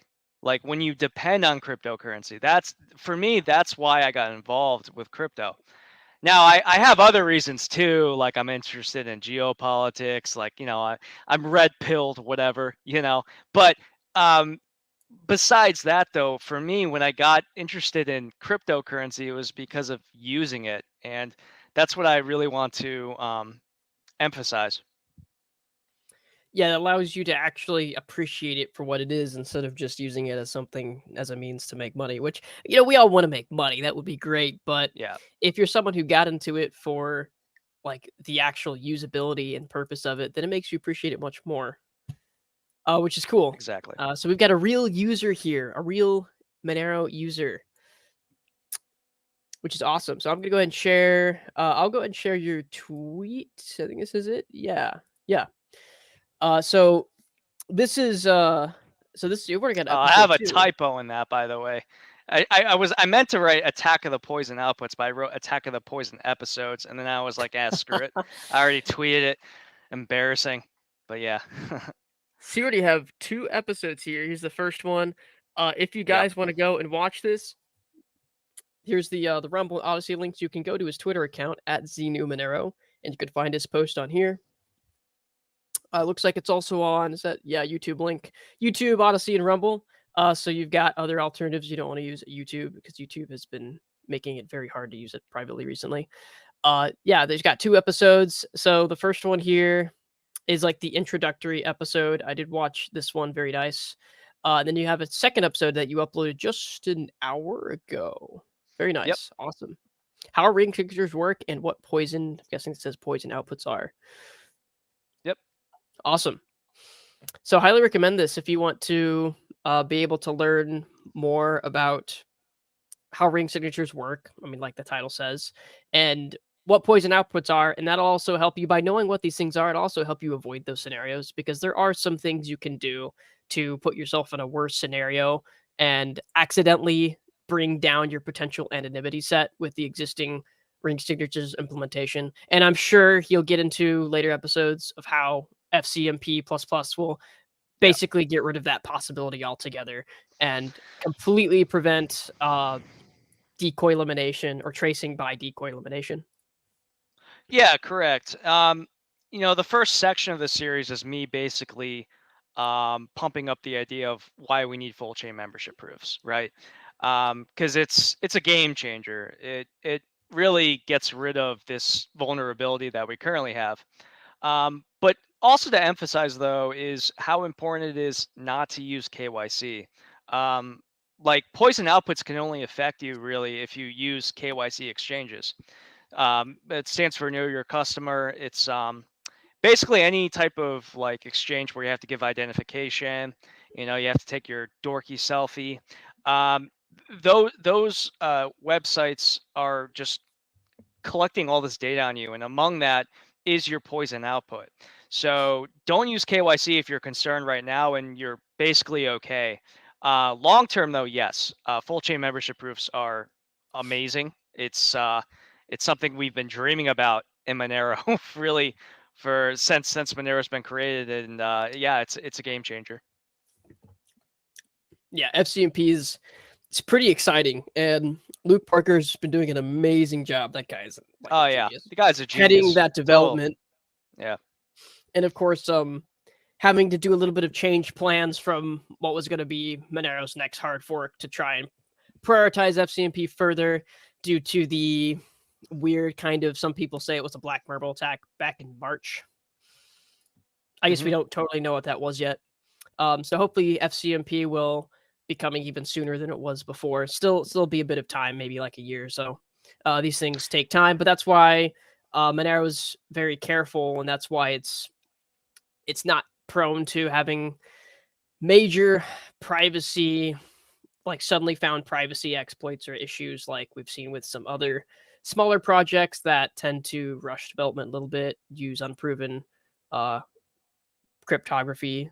So yeah, got to be careful. But it's cool that you'll get into the ring signatures, how they work, how to avoid poison outputs. And of course, in a year's time, this stuff you'll have to worry about as much. But in the meantime, it's nice to take a little bit of care if you can. And yeah, not using KYC exchange is definitely the biggest way I think you could avoid having poison outputs in the first place, like you mentioned. But it definitely can be hard for some people, as KYC, I'm sure, is still the KYC to like centralized exchanges, I'm sure, is still the largest way that people actually get Monero. And that's going to start become less and less as time goes on, as Monero continues to get delisted from these centralized exchanges. Like Binance doesn't even exist anymore in Binance, which is crazy. Ultimately, that's going to be a good thing. And the Kraken just recently delisted it, and all of Europe still exists in the US. So what are your thoughts on that, and how would you recommend the average person to get Monero right now? Because at the moment, it is definitely easy to go ahead and say, okay, just use Kraken. Because if somebody's not experienced, it's definitely going to be harder for them to use something like Havino. And of course, local Monero is not a thing anymore. So what are your thoughts on that? Well, actually, the most common way that, looking at darknet markets, the most common way they're getting Monero is by buying either Bitcoin or, in fact, Litecoin is as a onboarding cryptocurrency, and then they use a coin swap service to swap into Monero. This is something that's not talked about in Breaking Monero because the concept of like these coin swap services didn't really exist back then. I mean, I think they were available, but they weren't really used as much.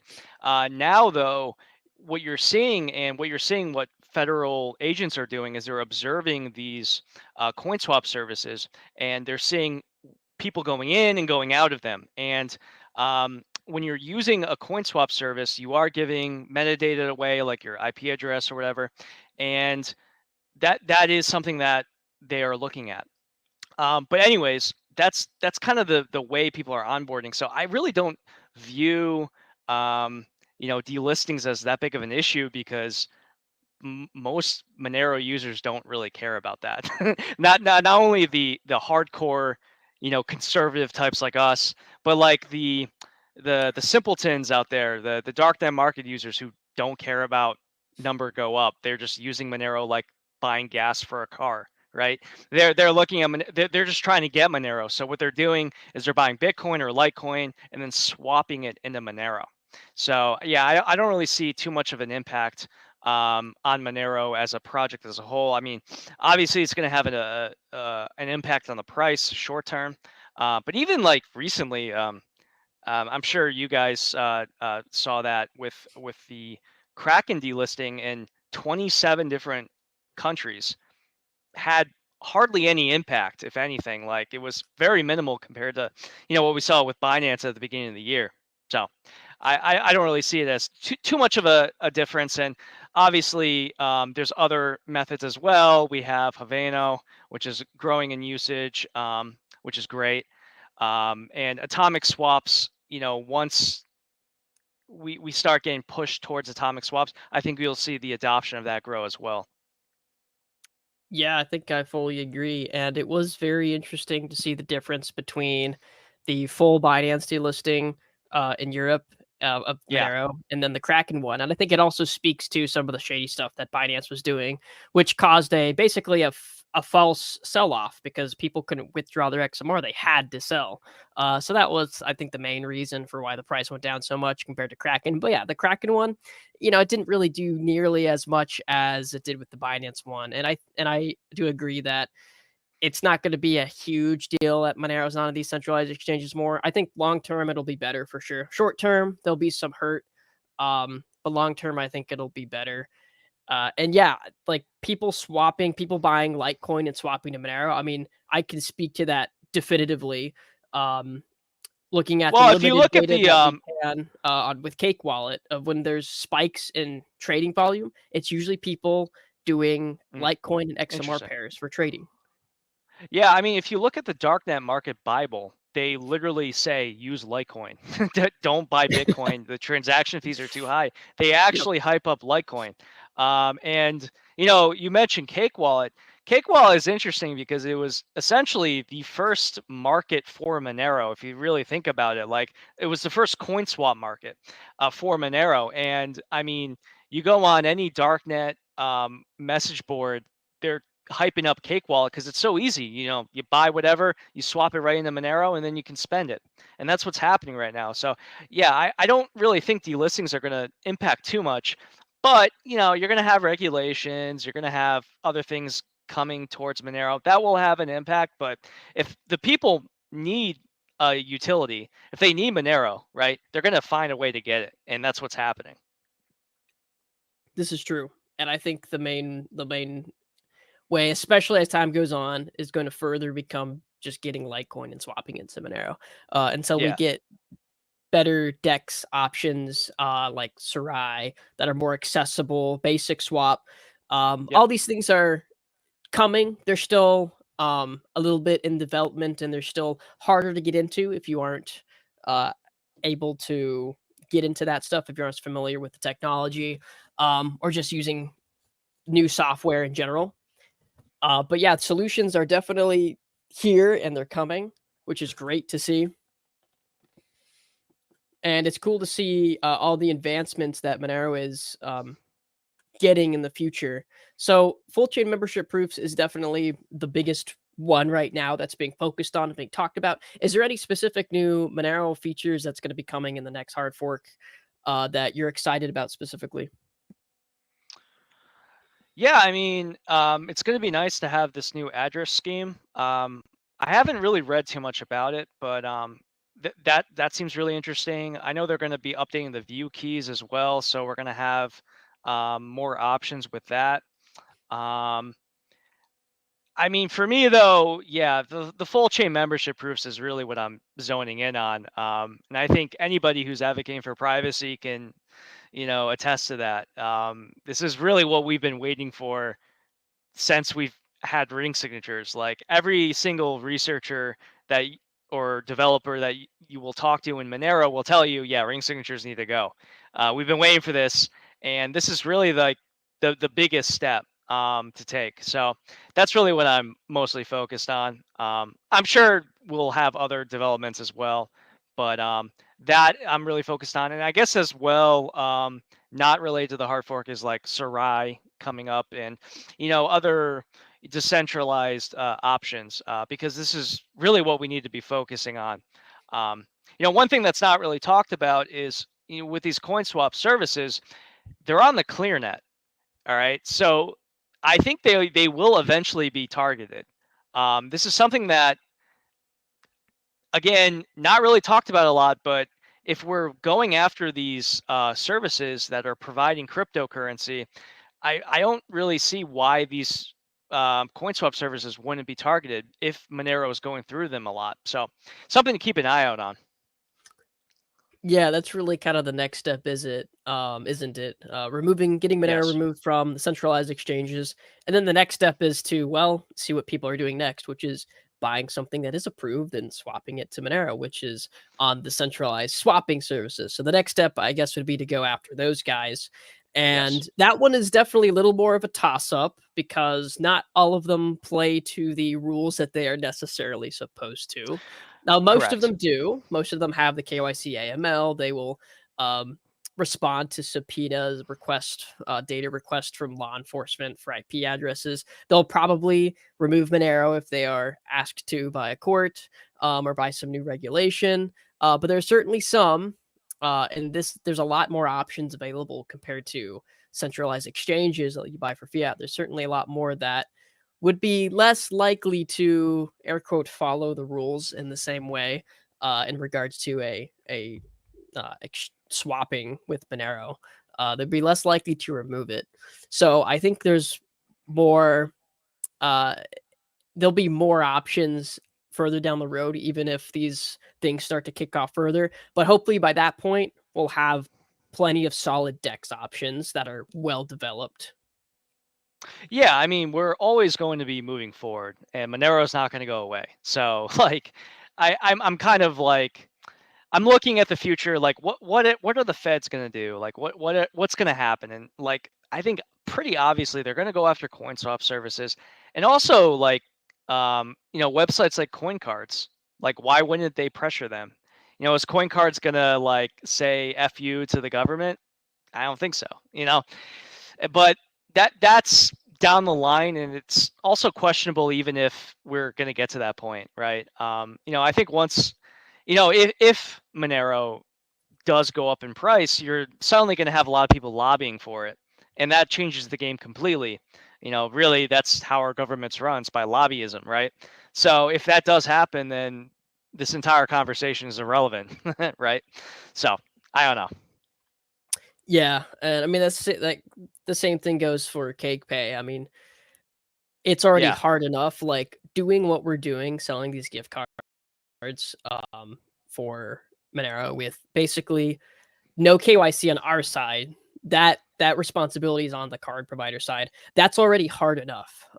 That's very hard to do from a legal standpoint, and there's been we've had tons of threats of having our account shut down because somebody was able to buy a card who was OFAC sanctioned or whatever, which wasn't even entirely our fault.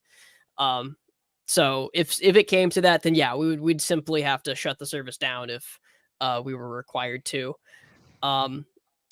But yeah, the question is, will it even get to that? And I think Monero has had a great network effect, at least since I got into it. I think it's been growing incredibly well, and I keep seeing new, especially larger types of individuals, like more people with bigger online presences start to talk and notice about Monero. And I think this network effect will only kick off even further as time goes on and more people wake up and realize that, wow, Bitcoin is it's kind of worse than using a credit card in a lot of ways. And Well, we do yeah, need privacy so for our transactions. yeah, no, 100%. And what I would say is that right now Monero is in what I would call the clout building stage. Like Monero is just building clout. Like it's like even if you don't hold Monero, you respect it. You put respect on the name, right? Like, oh shit, criminals are using it on darknet markets. Like, damn, like that's some real shit, right? And that's what's happening right now. And over time, it will get noticed by more and more people. But if they're not noticing it, then like whatever, it's you know that's just their fault. But anybody who is aware of privacy knows about Monero. I mean, even the attacks against Monero brings attention to it, and then people look into it and they see what it really is. So in terms of actually getting Monero, is there like a so I guess what you said before, you would recommend to the average person, let's say newbie, crypto newbie, they wanted to get their hands on some Monero. What would you say to that person? Would it be to buy some? Because obviously the hardest part, and this is going to be the hardest part to solve for quite a long time, is that fiat to crypto on ramp. Now there's ways around this going forward, like people being able to get paid for services in crypto like Monero, people being able to get paid for their job in crypto like Monero. But if there's some new person who's just, they're in their fiat world and they have a regular job, what would you say to that person if they wanted to be able to get some Monero, if they wanted to get into that ecosystem? Yeah, I mean, I would just say buy some Litecoin on a KYC exchange and swap it into Monero. I mean, if they're a newbie, like that's easy to do, and they'll be able to do it.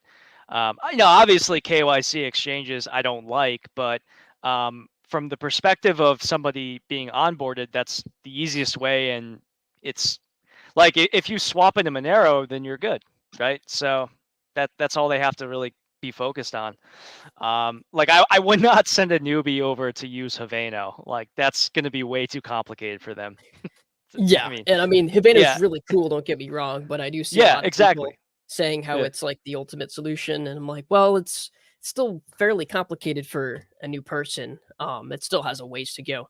Now, the only concern I have, and this is why personally I recommend people at right now, as they still can. This is becoming harder depending on where you live, but in the US, I recommend people to just use Kraken to buy Monero directly. And the reason for that is because there's some potential concerns about, so let's say use a centralized exchange to buy Litecoin, Bitcoin, just swapping those into Monero, it's probably okay, especially now. Ironically, it makes it better for how much they're tracking the swap services. But I've seen some cases, especially in the past, where Bitcoin or Litecoin or any traceable asset becomes a future liability just by having it. Just by taking it off the exchange and using it in any way becomes a future liability. Because if somebody does something with those coins and they want to tie it to somebody, and the only person they can tie it to is you, well, you might get wrapped up into something. Now, immediately swapping it to Monero from the exchange directly is probably a pretty surefire way to ensure that, well, yeah, you got rid of it, you had nothing to do with it. But that's just kind of a concern that I can think of when having Bitcoin or Litecoin just and then swapping it, because then it goes into somebody else's hands and you don't know where it ends up. The chances of you getting in trouble for something somebody did after immediately swapping it to something else, I think it'd be pretty easy to prove that you immediately swapped it to something like Monero. But definitely, if Kraken removes Monero, then I guess that'd be the only way going forward that you could do it anyway. To get Monero is to swap from Litecoin or Bitcoin. Yeah, I mean, I have nothing against Kraken necessarily. I mean, it's a KYC exchange. Like they're going to bend the knee to the government if the government asks them to bend the knee. That's simple as that.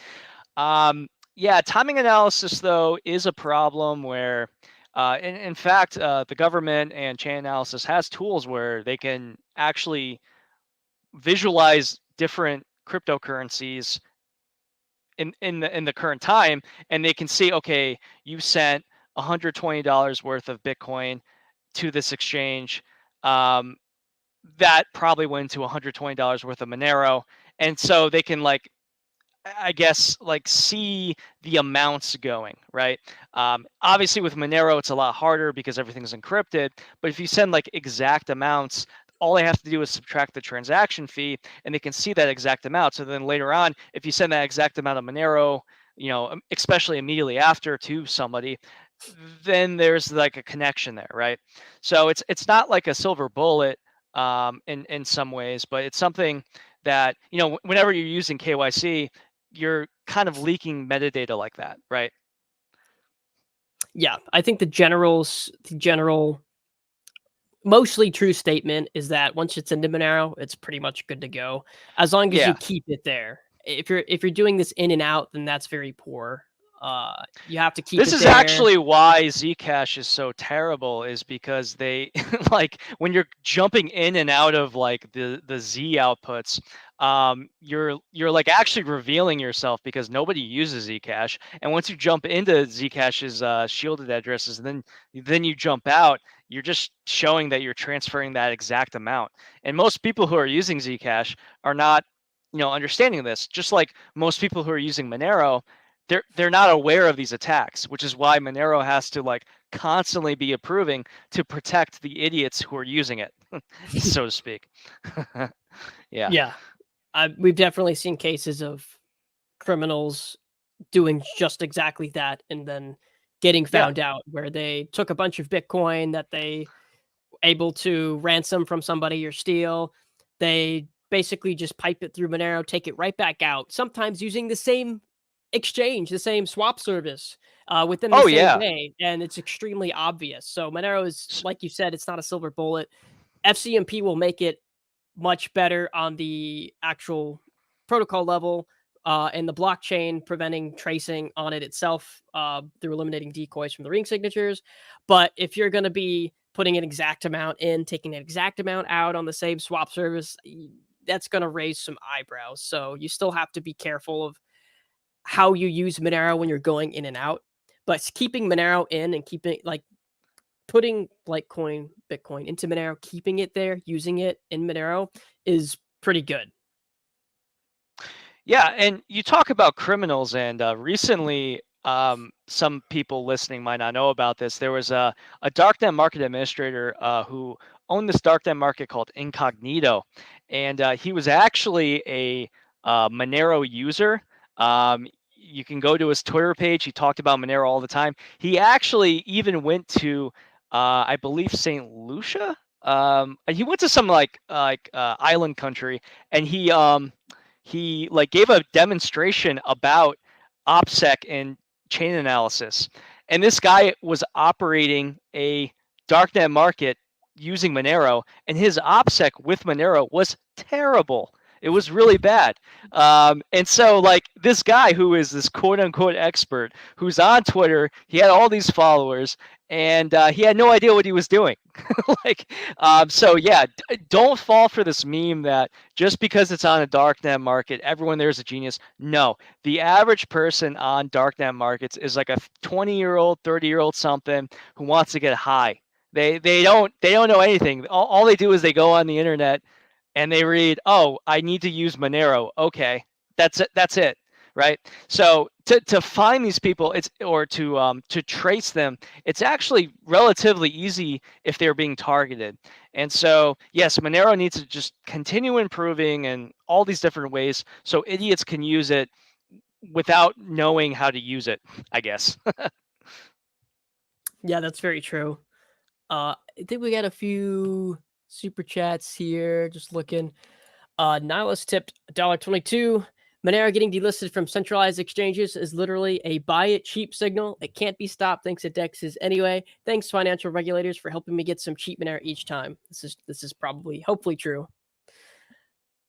I think it will be true. Heidi tipped 50 cents. Regulations can go pull on my grandma's something. Very nice. Larry Hines, tip 20 cents. China recently successfully decrypted an encryption scheme using a quantum computer. How hard will it be to develop transaction proof against quantum? That is a question for Luke Parker, my friend. You should ask him that. I'm sure he could talk your ear off for a couple hours about that for sure. Definitely not something I can answer. So that being said, Xenu, anything else you want to mention, throw out there, talk about? And then I guess next we can jump into the rating the memes for the meme competition. Nah, that's pretty much it. You can follow me at Xenu Monero at Twitter, and I have a YouTube account, Anti Moonboy, I guess is what I'm going by. I just made that up. Yeah, I mean, just follow along. I'm going to be dropping videos every other day, so the next video is going to be on Monday. And yeah, if you want to learn about Monero and how it can be attacked, and that tickles your fancy, yes, you can subscribe. I don't like asking people to subscribe. It's very cringy. But yeah, you can follow along. Like and subscribe, guys. Yeah, no, oh man, I looked up on YouTube the advice for new YouTubers, and I died of cringe. I was like, all right, I can't fucking do that. No, but if you want to follow along, I guarantee you're going to learn something. Because Monero is a fascinating project, and we have all this new usage that's happening with it. So there's a lot of stories, and I'm going to be covering that. So, all right, I'm going to go ahead and bring up you are free to help us judge if you'd like to, Xenu. I think we're also, I don't remember what was decided on. I think Bawdy is also judging. I'm going to bring up Doug's tweet here that has all of the meme replies. Bawdy, you there by chance? Looks like he might be AFK. Here's Sunita.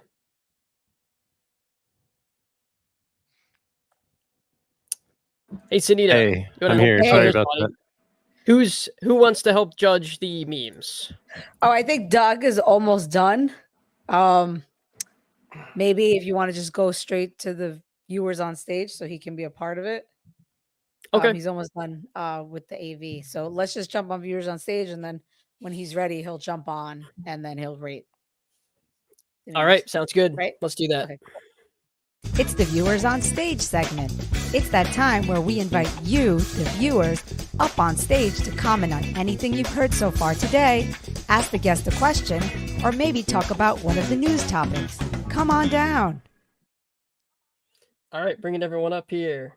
We got Shortwave Surfer. Guys? We got Alask L. Ron. He used Xenu, so I thought it would be funny to advertise my fully cleared thetan levels. So first of all, Xenu, where can I follow you that is not X? Because I don't have an account there, and I don't want an account there. Yeah, I mean, I'm on. Well, I assume you don't like YouTube either. Then I'm on Odyssey and Rumble as well. Are you on Lemmy or I'll send you his Mastodon Rumble link in the chat here. Are you on like Mastodon or Lemmy or anything? Or Noster? I'm Lemmy, only on. Mastodon? No, I'm only on Twitter. Ah, damn. Okay. Sorry. You guys mind if that super chat? I just wanted. I forgot who it was, but Monero did receive a audit for quantum computing. Does everybody? Yeah, the CCS that? Proposal. Yeah, that actually. No, there was a full audit. Actually, it was done about 17 months ago. I think it was finished. Yeah, I think it was just some guys. Yeah. Oh, go ahead. Sorry. Well, I mean, they definitely would know what they were talking about, right? Because it's what they do. Now, they aren't like the absolute top of their field either, but they're definitely really smart guys. And it was a paid professional audit.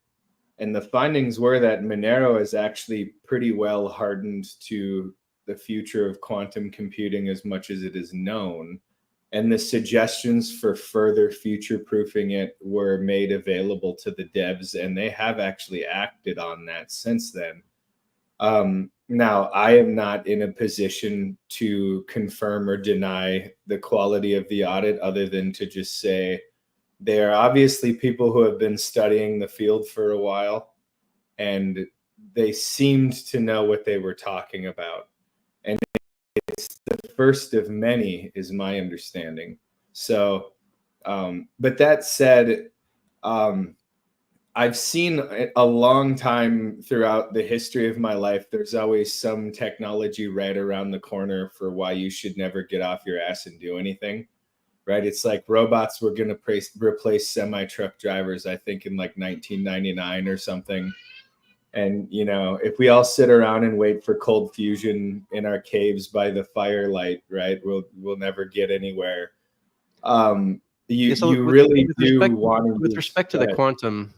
With respect to the quantum resistance, Monero, and I'm a bit fuzzy on the details, but I remember exactly the study you were talking about, or the audit or whatever they called it. It wasn't that Monero was quantum resistant, but that there were simple steps that could be taken. One, to protect the supply, because like currently a quantum computing breakthrough could put the supply in jeopardy, but that there were some quick and simple things that could be done in a fork to protect the supply. And then there were sort of like some transitionary things like that were recommended. Hey, we should do this and this and this to prepare.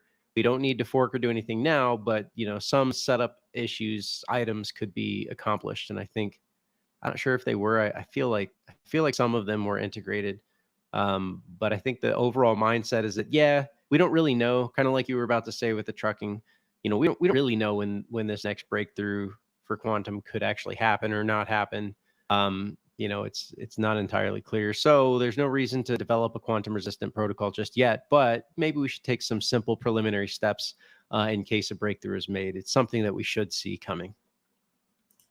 And people need to realize, even when the technology advances, it's not like that just immediately means that there's an army of people writing software out there to try to crack Monero either, right?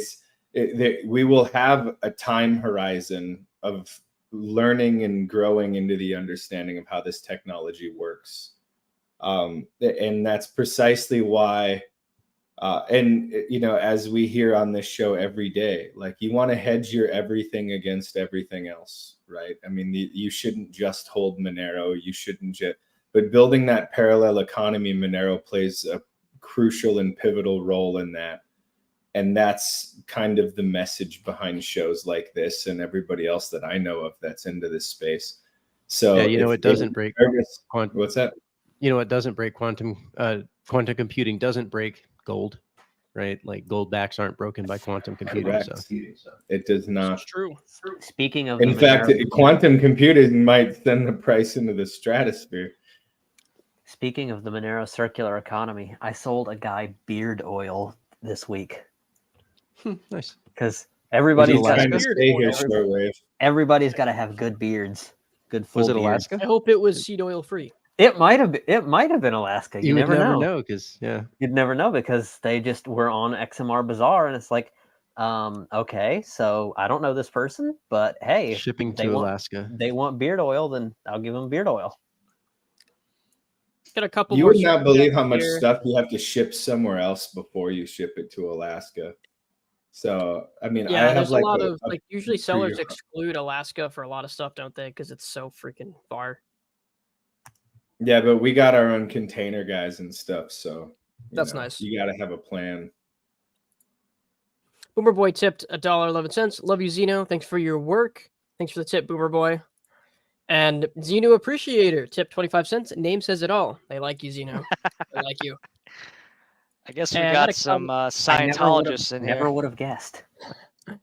Had a comment from Petey. What happens if Xenu is the bad guy in Scientology? Elron is the Messiah, right? Like that's kind of the whole. My lore of Scientology is not the best, but basically Xenu was the alien overlord that dumped a bunch of beings. They weren't Earth. Yeah. Thank you. They're soul particles. And there's an episode of South Park that you can watch where they satirize it, but yeah, that's essentially where it's from. I just want to answer this question real quick. What happens if Cake Wallet shut down? Well, Cake Wallet is very low risk because we just develop open source software, and we don't actually sell crypto. But once the wallet's open source, so if Cake Wallet for whatever reason had to shut down as a company, well, wallet is open source, code's still out there, people can still do stuff with it. Looks like Doug is tuning in again. Doug, hello. What's going on, guys? What I miss? How was Xeno? Oh, Xeno's still up here. Fantastic. He's still up here. Yep, How'd we it just go? have viewers on stage right now. It was great. We're waiting for you to come All back right, on yeah. so we can see your progress, and then maybe we can go over the memes at some point. Oh yeah. So I'm ready to do the memes when you guys are. I was just at the audio place. I rented the equipment. Equipment looks very professional. So it'll be Awesome. an upgrade from last year. But did you rent it in Monero? I tried. Obviously, I tried. I'm slowly bringing him on. So I paid the down payment. I told him to think about accepting a portion of it in crypto. So he's doing his research. But you know, I can only strong arm so much. All right, that's okay. He's trying That's short okay. wave. He's trying.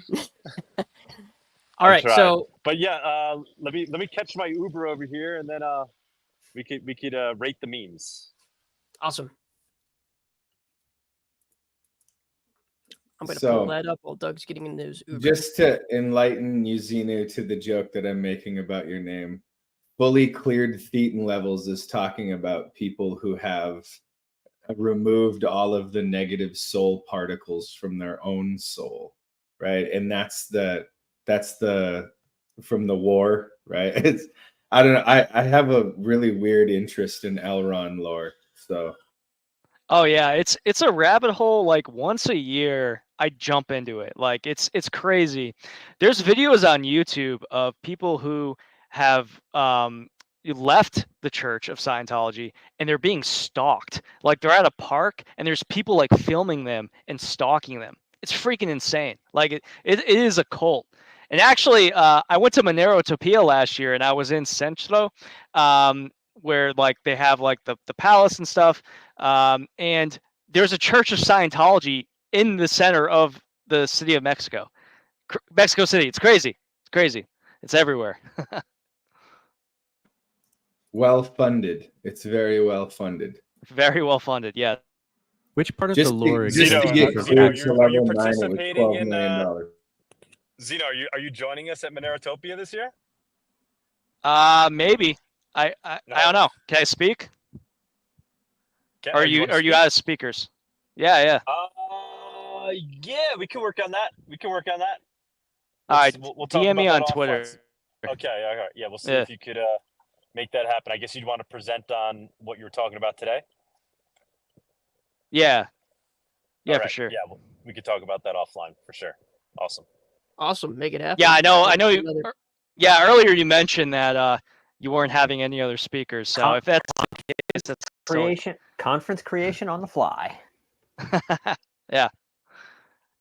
I'm probably one of the only people. I'm one of the only people though who have gone to the first two Monerotopias. I was in Florida and I went to Mexico. So he's a real there. OG. Yeah. For those who haven't been, man, what's your take on Monerotopia? Tell the people. Should they make their way down there? Is it worth it? Yeah, absolutely. Great vibes. Everyone there is very normal. It's not. Yeah, like it's funny when it was in Miami, I actually on my off day. So in Miami, it was only one day, right? So on Saturday, I had like a day to kill. So I was like exploring Miami, and I actually happened to cross paths with a Solana conference. Like there was they like rented out this area for a conference and it was free. So I went there and it was horrible. It was like full of like bros, finance bros, and like it was the worst compared to Monerotopia. Like that's where like the real cypherpunks are. So yeah, it's a great vibe and you learn a lot for sure. Speaking of the real OGs, I was excited to see that we got Tatiana for performance. That's amazing. Very excited. Sorry, guys. I'm eating He's stuffing his one of the better face. oranges I've ever had, actually. Very good. Very nice. So let's check these memes because some of us haven't even looked yet. Yeah, All right. let's So bring them up. Doug, who are the judges for this meme contest officially? I mean, how do you guys want to do this? We can do it by there's a couple ways we could go. We could have a few people here selected to judge, or we can go by the amount of likes that a meme had actually received in the comment section. No, I think we got to judge it. So obviously, I'd say Tux, Alaska, anybody up here that wants to do it. Tux, Alaska, Bawdy, Xenu. Why don't you four take it on?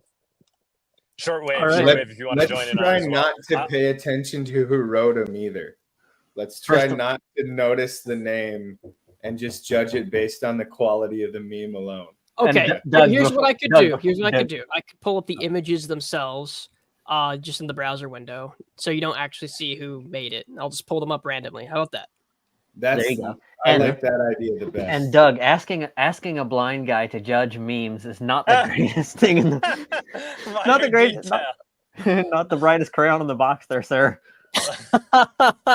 Yeah, I guess I overlooked that. Yeah, you'd have to judge on I don't know, on some other aspect. It's because you're so amazing, Shortwave. We forget that you're partially blind. Yeah.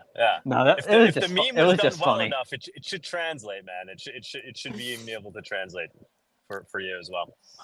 I think it's just a facade to hide the fact that he's a core dev. That's my thinking. I'm not going to lie, man. Plausible deniability. Doug, your meme is like, I haven't seen the other memes, but this is already like top quality material here. Yeah, I know. I think mine might be the best one on there. It's so true, though. We'll have to exclude that yours was me. from the that was from the my competition. perspective. All right, I'm just pulling all these up. Open all these in a new tab here.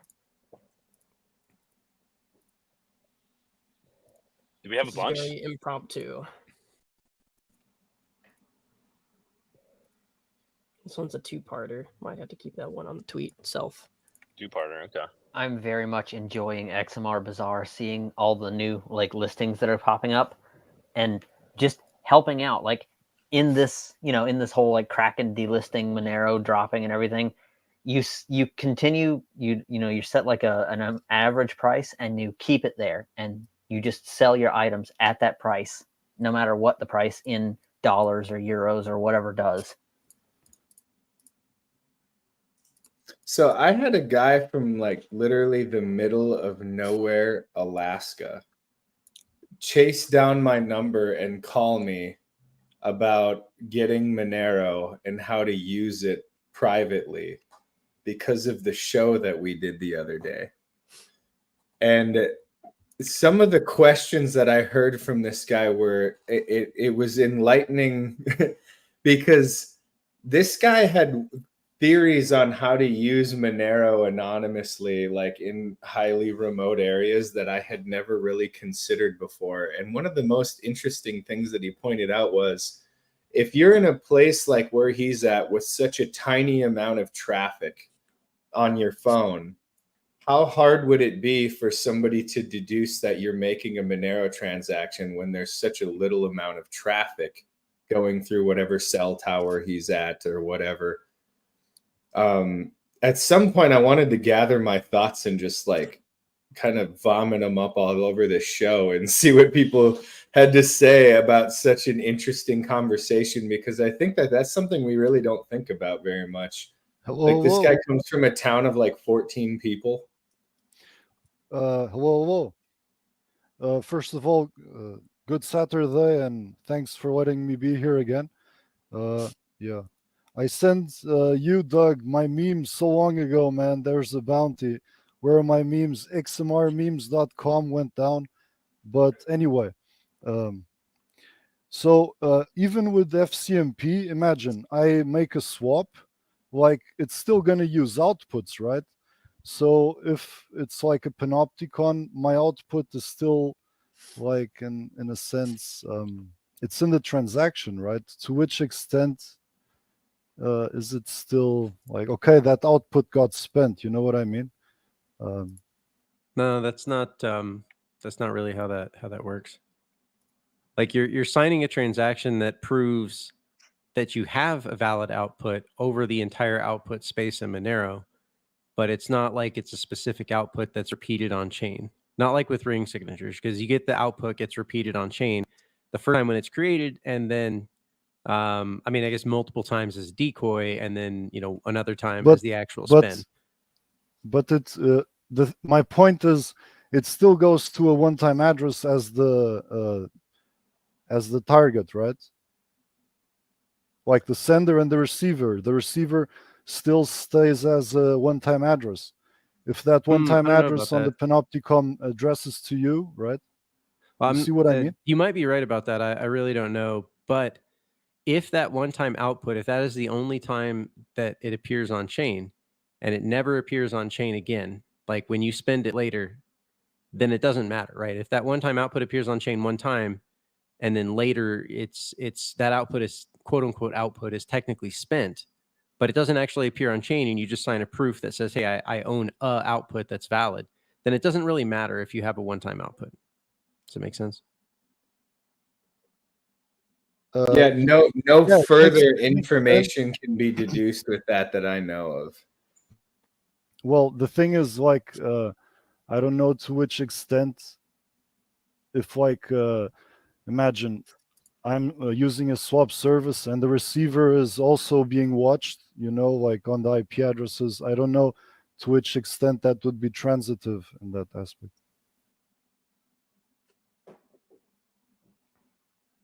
There are definitely other problems with just the ClearNet in general, that I think are somewhat mitigated by the way that, whether it be Dandelion ++ or, Tor and all that other thing kind of helps with. But at some point, we just have to find a way around the many issues with just ClearNet in general. All right, guys, let's go ahead and transition into rating the memes if we can. If you're not a judge, if you could just keep your mic muted so we can keep the chatter down. Oops, let me go back to the page. I realize after opening all of them in individual tabs, there's so many, this is actually going to be really hard to keep track of, so I'm just going to do it on the tweet thread itself. Maybe we can look at all of them and then kind of narrow it down to the exactly top 10, and then we can go whatever from there. Yep. Get it down to the top 3. Caesar style, thumbs up, thumbs down. Are you guys? That's right. That's right. All right. So I have to compromise my principles and vote now. True. You have to vote. This is the Monerotopia.com meme contest. Help us spread the word on the world's greatest digital cast conference and win XMR. So the rules of this post were to reply to this post with your best Monerotopia.com conference-related meme, like this post and retweet it. For extra points, include projects like Cake Wallet, Bitmain, who I think has yet to pay, Monero, Xenu, Derek Fi, Firo. They're an official sponsor. Bitmain is an official sponsor, guys. So Bitmain is an official sponsor now. There you go. You heard it here first. Yeah. Awesome. Very, very excited to have them, and hopefully, congratulations to Bitmain in some way. Awesome. Yeah, very excited to see what they have to say in terms of their participation and what they're working on regarding Monero. That's a whole other topic. But yeah, thank you to Bitmain. Thank you, Bitmain, for coming through. First prize will be getting 1 whole XMR. Second prize will be getting 0.75 XMR. And the third prize will be getting 0.25 XMR. Contest ends today, already ended. So we're going to go through all of these from top to bottom here. First one is from Monero UK. Baby oil on XMR Bazaar. Only 0.69 XMR for 100 bottles. I say thumbs up for relevance.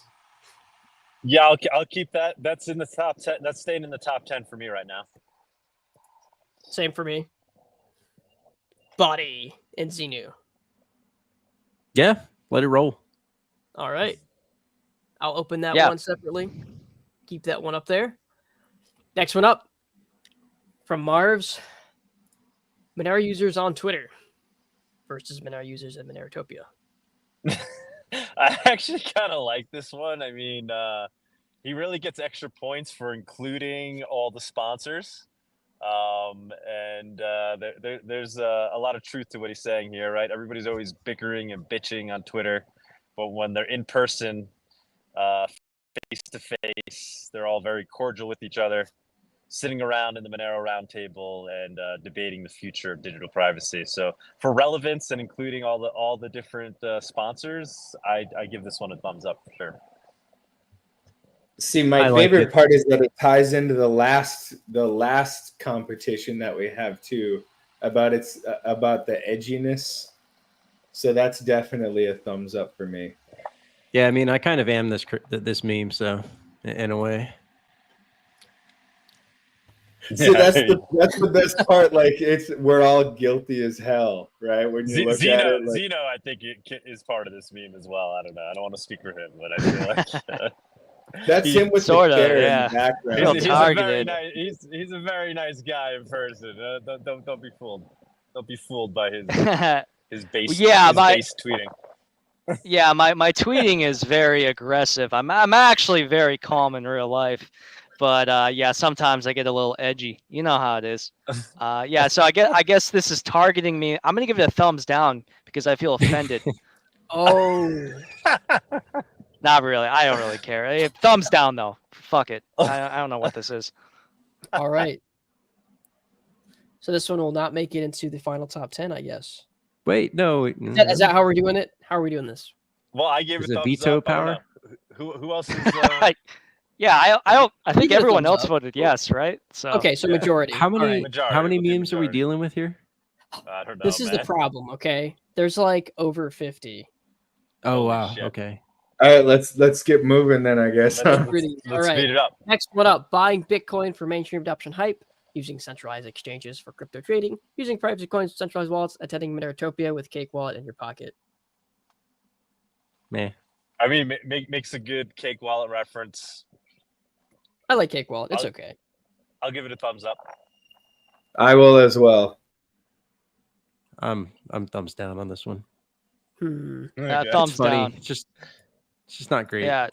How many are there? There's like 50. Tuck to the tiebreaker. Thumbs up or thumbs down. Oh no. Like, there's no way this one can actually make the number 1 or number 3 spot. Yeah, I mean, it's okay. It's just kind of basic. I'll do thumbs down. Yeah.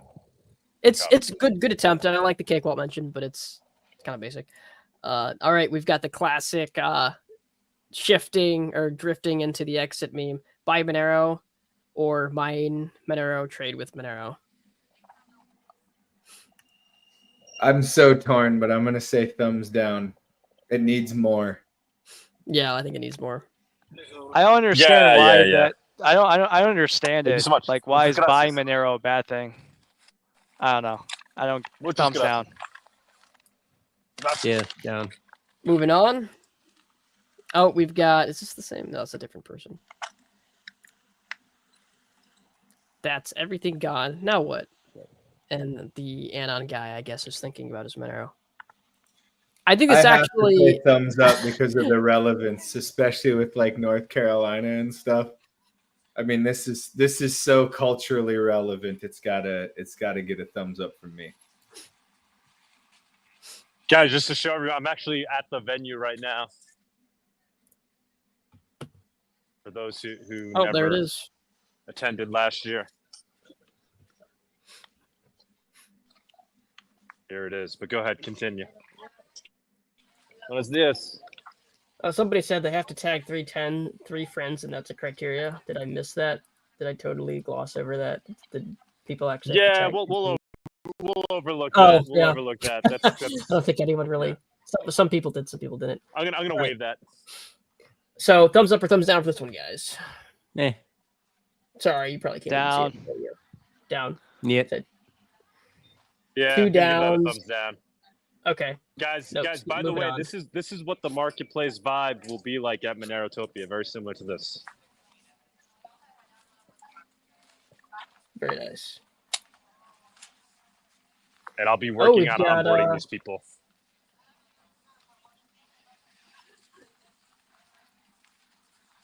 What about This this one, is one guys? of my favorite vendors. Guys, I just want to show this real quick. This is one of my favorite vendors right here. All right, I'll change the camera over. Let's see. There we go. That's Very hard to sorts of see. The that. connection's bad, but Oh, very hard to see? yeah, it's just the connection's poor, but I can kind of see it. Okay. Some good shroom products. I'm gonna say it doesn't comply with the spirit of the competition, so I'm gonna say no. It's a good one. Yeah, though. pandering. Okay. I give it a thumbs up because I like the Photoshop. It's I funny. actually kind of like it too. Guys, wait, hold up, guys. You got to see this. Are you guys live? Can you see me? Yes. All right, check this out. I'm walking by this vendor right now.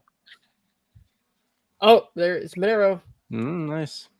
Monero All right, from spotted last in the year. wild. That's what I'm talking From last about. year. From last year. That guy's meme gets a thumbs up right there.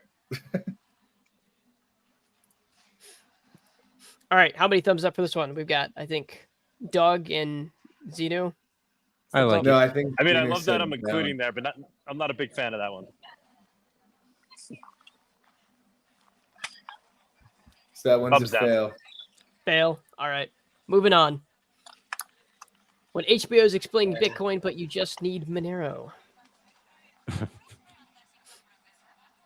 I like the relevance. I'm gonna say thumbs up. That's awesome. Yeah, I'd give it a thumbs up. I don't think it'll make the top 3, but it's good.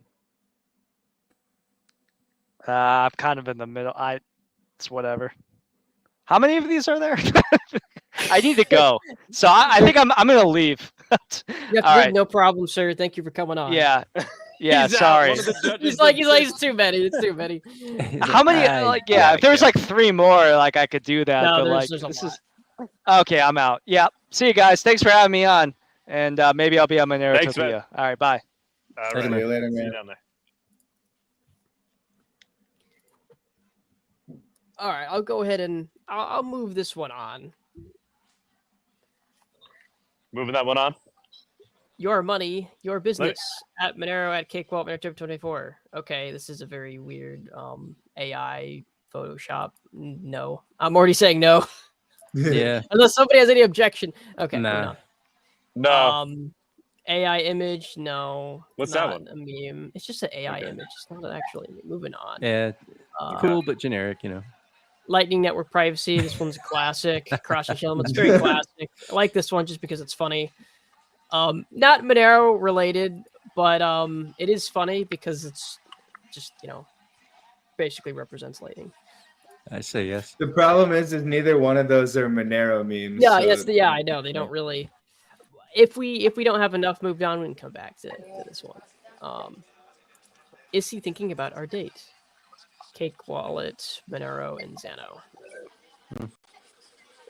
I like it, but no. It's low effort. Oh, another one of these.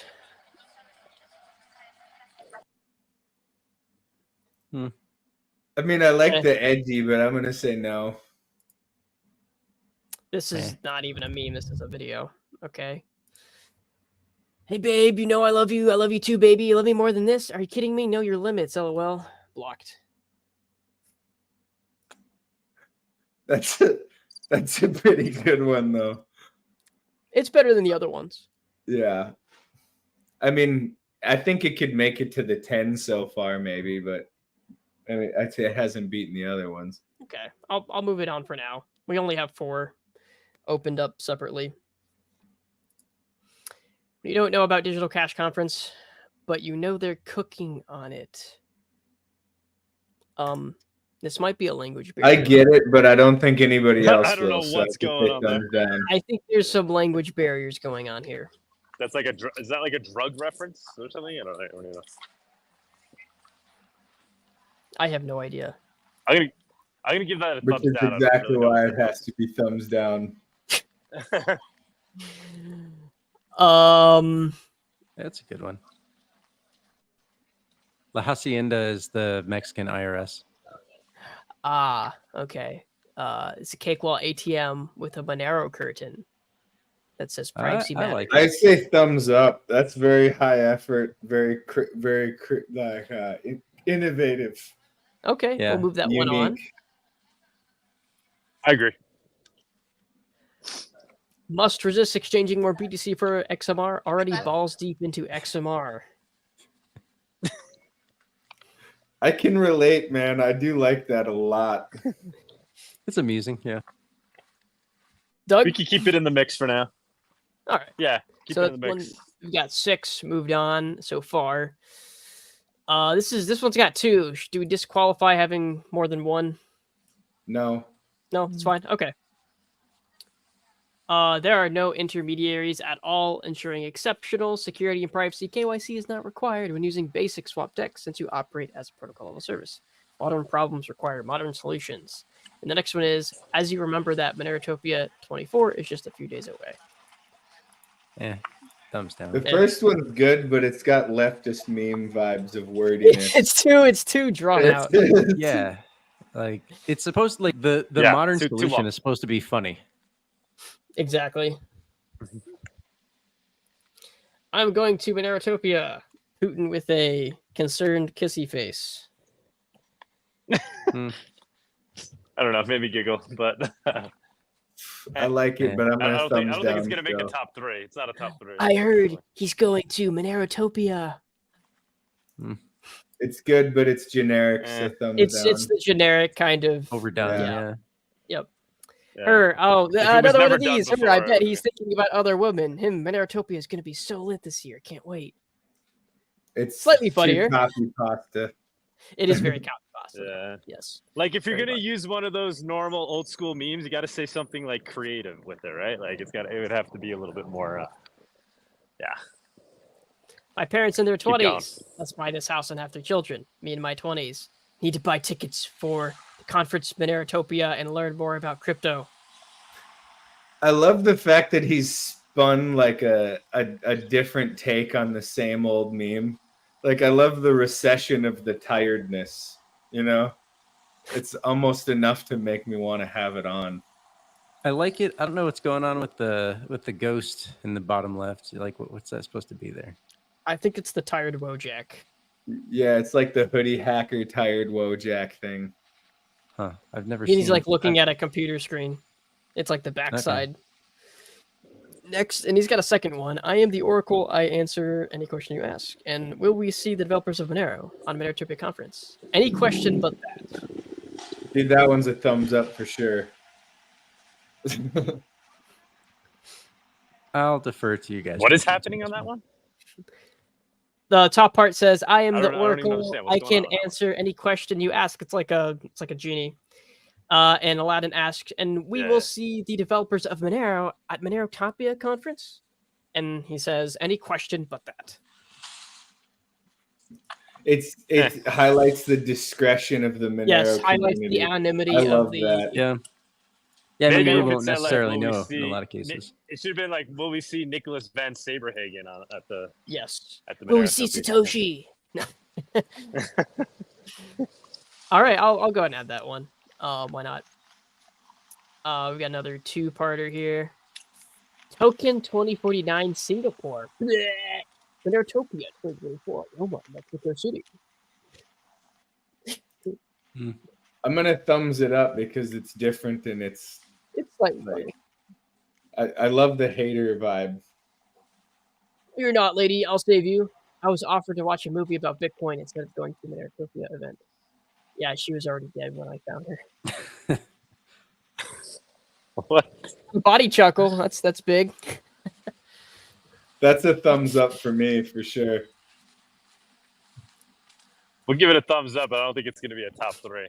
Probably I don't think not, it will, but but I'll move it on. it's like a. We've it's a got one boss a single guy, which is Monerotopia, and I guess Cake Wallet is some just added there for It's no like reason. the sun. I think it's supposed to be the you know? sun. Yeah. Oh, the sun. Yeah. Okay, and it's got all of these things on a leash.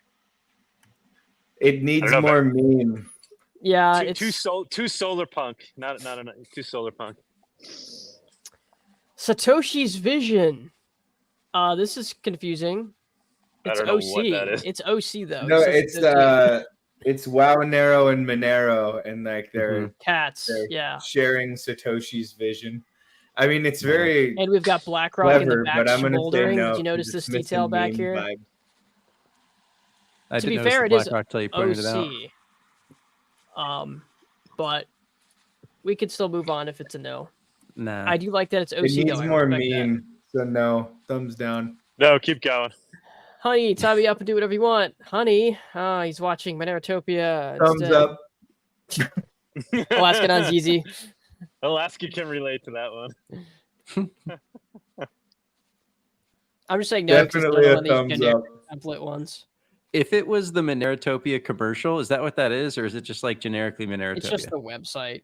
If it was the commercial, I would thumbs it up if it was the commercial. Come on, guys. We need more effort. You're earning 1 XMR. Number 1 prize gets 1 XMR. That's huge. Yeah, come on. All right, next up. We got the Soy Jacks. Trade House is cracked Monero. Monero's literally trash tech. Limfao. Tech leaks told me Bitcoin offers more privacy. And then Super Crying Wojak. Kraken to the list XMR in the EEA due to regulatory changes because it's a privacy coin. And then we've got the quote from Caffey. If criminals aren't using your product, you built it wrong. It's so good, but it It's a needs yes. less words. Yeah. It I'll does. give it a give it a yes. thumbs up. Because it's better than most of the other ones we've seen. I'll give it a thumbs up It's too. very good. I'll thumbs good. it up, but he's got a word reduce. Everyone learning that the government can see your cryptos. Me knowing that I only trust Monero. Nah. When I have already purchased the flight and ticket for Monerotopia and my cake wallet full of Monero. I don't think this meme was used correctly. I don't think so either. Yeah. I'm not really following that one. By using a centralized exchange instead of Exolix. I'm not in danger. I am the danger. I like that. I like the third one. Add the third one. Third one? Okay. Points for including excellence. I don't Okay, it looks like just a video, but not actually a meme of the Batman symbol of Monerotopia. Probably. Oh, all right. Effort. Well, you want? I mean, it's not a meme, but Oh, I it's guess a meme. I guess It's it kind of is. definitely a meme. Yeah, it's a meme. In fact, I would Okay. say thumbs up for sure. Like you can use that for other memes. You know what I'm saying?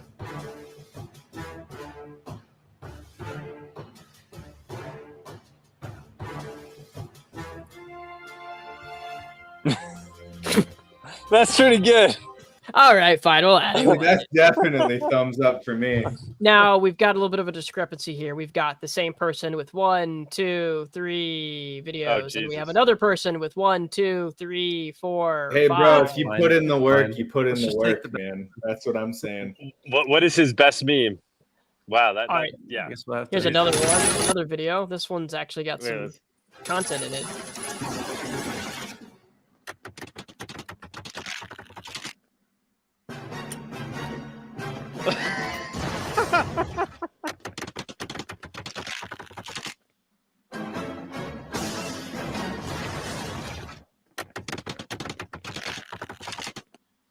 Enough of this crap.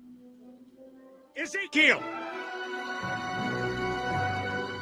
Call off your boys and let's you and me finish this man to man. Indeed, prepare for a goodly beating. That's a great meme. Wow. Wow. And then they had All a right. third submission. What do you think? Oh, very nice. It's very cool, Bateman, but that's nothing. What do you think? Nice. But wait, you ain't seen nothing yet.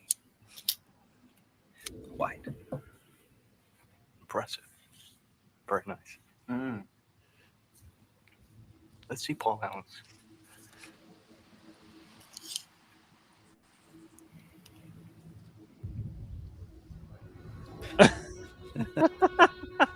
Oh my god. What do you think?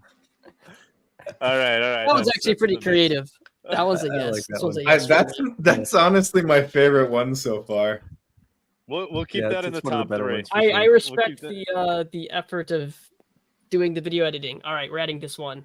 And then this next guy has, oh my word. So wait, those 1, are all 2. from the same guy? So there was 3. This one, and this one are from the same guy. And then there's a next Okay. guy we're gonna look at who has 1, 2, 3, 4, That's 5. fine. Let's And just I'll- do them. Like, no need to All right. delay on how many they got. Let's just go through them all. Yeah.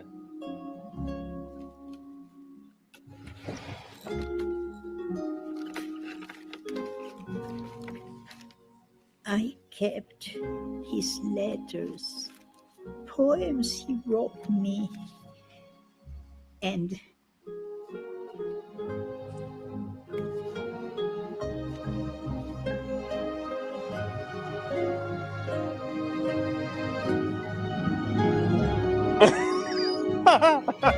That's good. That's good.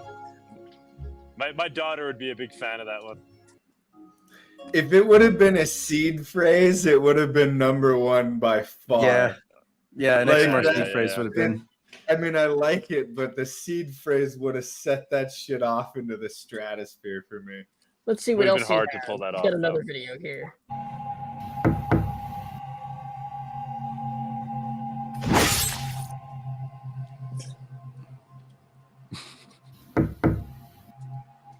The effort.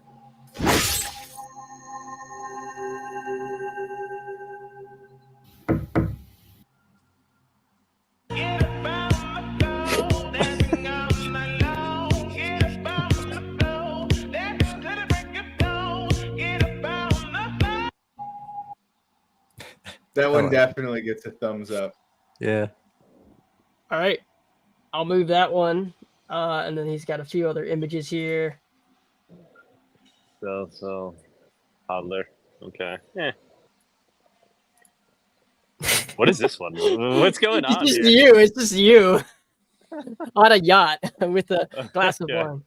I'm gonna say the second two, no, because how could it compete with his other ones? I know. And then this one, we basically already saw this one. Skipping that. We got a video from a new person.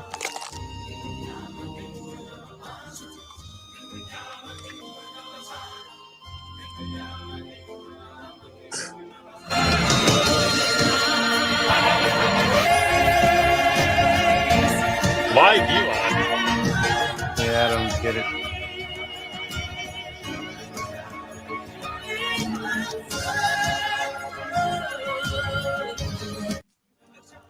Okay, so I'm Nah, pretty I sure don't the get the premise Elon. here is if Elon were to like talk about Monero, then it would immediately just, like the clout behind it would just explode. And I have to admit that's a pretty is true. clever. That's a pretty clever meme. I just don't think that it has the how do you say? I think that too many people are gonna miss the message here. So I gotta say thumbs down. It has to be understandable. Well, we have 4 other videos from this same person. So Jesus.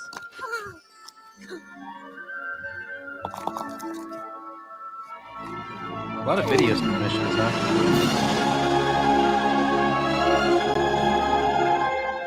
okay, Monerotopia is not a meme token. Yeah. No.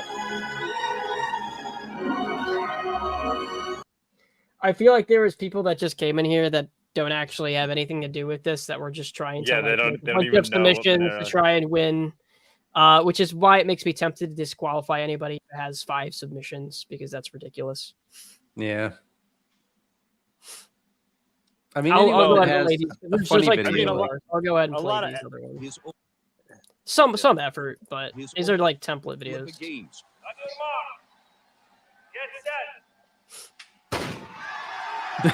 This is stupid. At which he won 14 gold medals.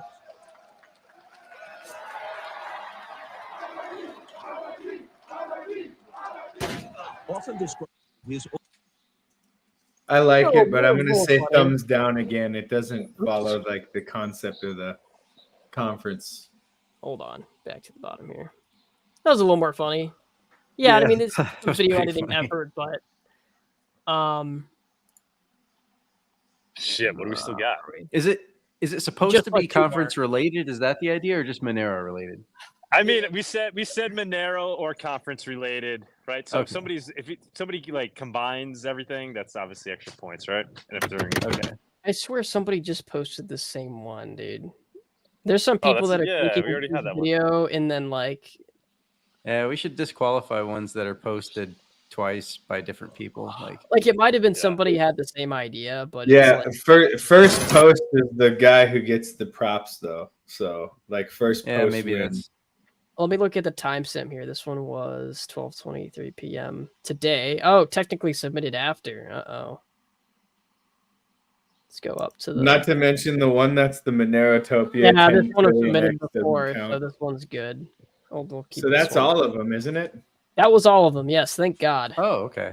All right, let's go to our. So we have a little Mine. more than 10, but we can go ahead and boil these down here. So first one, the baby oil on XMR Bazaar, only 0.69 XMR for 100 bottles.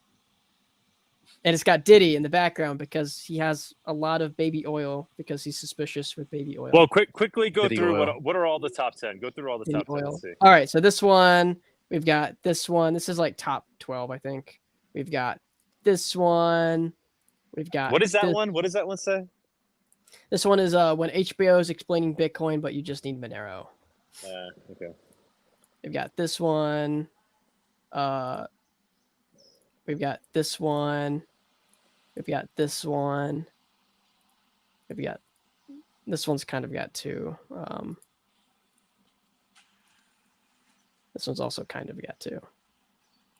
Yeah. The token. So there's a few that we can rule out now that we've seen what we've seen, I think. Yeah, Yeah, that so was we're gonna definitely boil it down. So these multi-part ones, I think this one was chosen for this one that had 3. That's the one video, the Patrick Bateman video. It's actually kind of funny. And then there's this I video like of that one. the Yeah. Reaper. All right, so yeah, I guess we can go ahead and boil this down to 3 or 5. I mean, I see Let's at get it least down to 5 that I Back to the definitely like. Bateman one. So now that you guys got a gist of what we're looking at, so this one, top 5 or no? Nah, not for me. I mean, it's I'm like saying yes, 4 'cause for it's me. funny. So It's what for you? it's like 4, so it wouldn't be one of the top 3. We said we're I'd going keep top that- 5 at the moment. I'd keep that in the top 5. Top 5. All right. Let's go. Absolutely. Top 5. This one will go ahead and move to a new window. Next one. Yeah, definitely for me. Yeah, this one Yeah, might keep that's that in the top here. 5. That's the top, Top 5. 5. Actual effort. Thank you for the effort. This one's a no. Nah. No, not top 5. Close, but no. Moving on. Oops. I closed the tab that I was sharing. 1 second. Control Shift T. No for me. No, Nope. yeah, I agree. What does that one even say? I missed that one. It's the hey babe, you know I love you. I love you too, baby. You love me more than this? Are you kidding me? Know your limits. Yeah. It's kind of a copy pasta one. This one, which Definitely I think you guys top liked. 5. I think it's All top right. 5 for sure. So that's 3 in the top 5 so far. Got 2 more left. Must resist. Not top 5. I kind of like it, but yeah, I don't think it's top 5. Yeah. Too standard. I think this one was the one that was actually sort of funny. Yeah, neither one of those are top 5 Yeah. though. Oh, No. closing That that second one is Well, good. but- How about out of all the video? I thought some of the video. Did any of the videos make it? I thought that. Yeah, they Bateman did. one was- Yeah, we'll go to those in a second. Okay. Bateman's probably my number 1, actually. Yeah, me So too. either of these. No, No top 5. Okay. No. and nah. Are we keeping this one in the top 5? I'm giving it a thumbs up, I think. All right, keep it It's in the just top 5. I'm okay with Yeah, it going it's to the so next much round. wordier than the other really good ones that I don't know. But it's man. better. It's better effort, and it's like I'm okay like, if we clearly they knew pass what it they to were the next doing. round. It's a good message. Yeah, we can pass it we'll pass to it. the next round. Probably This won't win. one. That just can't compete with the better 5. No way. Yeah. Nah. Patrick Bateman. This one definitely. I think we all know that one's in So there. the question is, we have 4 so far. We've got 2 videos. This one or this one? I think it's going to be Patrick Bateman. Yeah, Easy. Bateman's better. This one's Bateman funny. one. but Yeah, the Lambo. We're not Bateman- even, you know, the Lambo thing isn't even a Monero Yeah, it's thing, not right? Monero. Yeah, that's like token stuff. All right, so we've got our top 5. Good Nice. job narrowing this down quickly. All right, guys. All right, so we top just have 5. to exclude 2. Baby oil and XMR Bazaar. This one's definitely I not on kinda my top like 3. that. I'm gonna keep that in the top 3. Believe it. What? Can we see them all side by side? Is there a way to bring them up? Show off your tiling desktop, bro. I don't use a tiling desktop. My God. I know the body's very disappointed. Hold on. I can make this work. I just have to take me 2 seconds. Gotta Here. quickly program something up. I'm just gonna open all these in individual windows and share my whole screen instead of sharing each tab like I am right now. All right, almost there.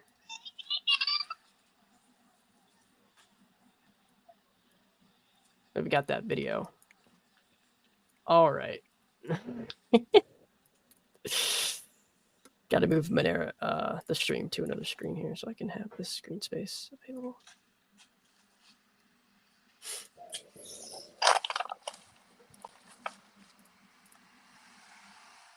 All right, Now pulling let's up use sound effects. sound effects. Oh yeah, I got some sound effects.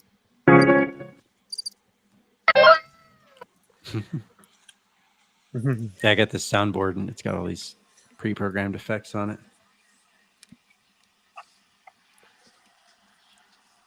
I think I've All had right. one of these for years and I've never tried to use it. All right. Yeah. Okay. I mean, my personal top picks would be the left 2 and then the Bateman meme. I'm exactly on the same position as Bawdy on this one. It's Bateman in the left 2, hands down for me. For me, I'm thinking it's at least I kind of like the baby on XMR Bazaar. I do like the baby. too. I'd make yeah. Let's at least eliminate the bottom right one then.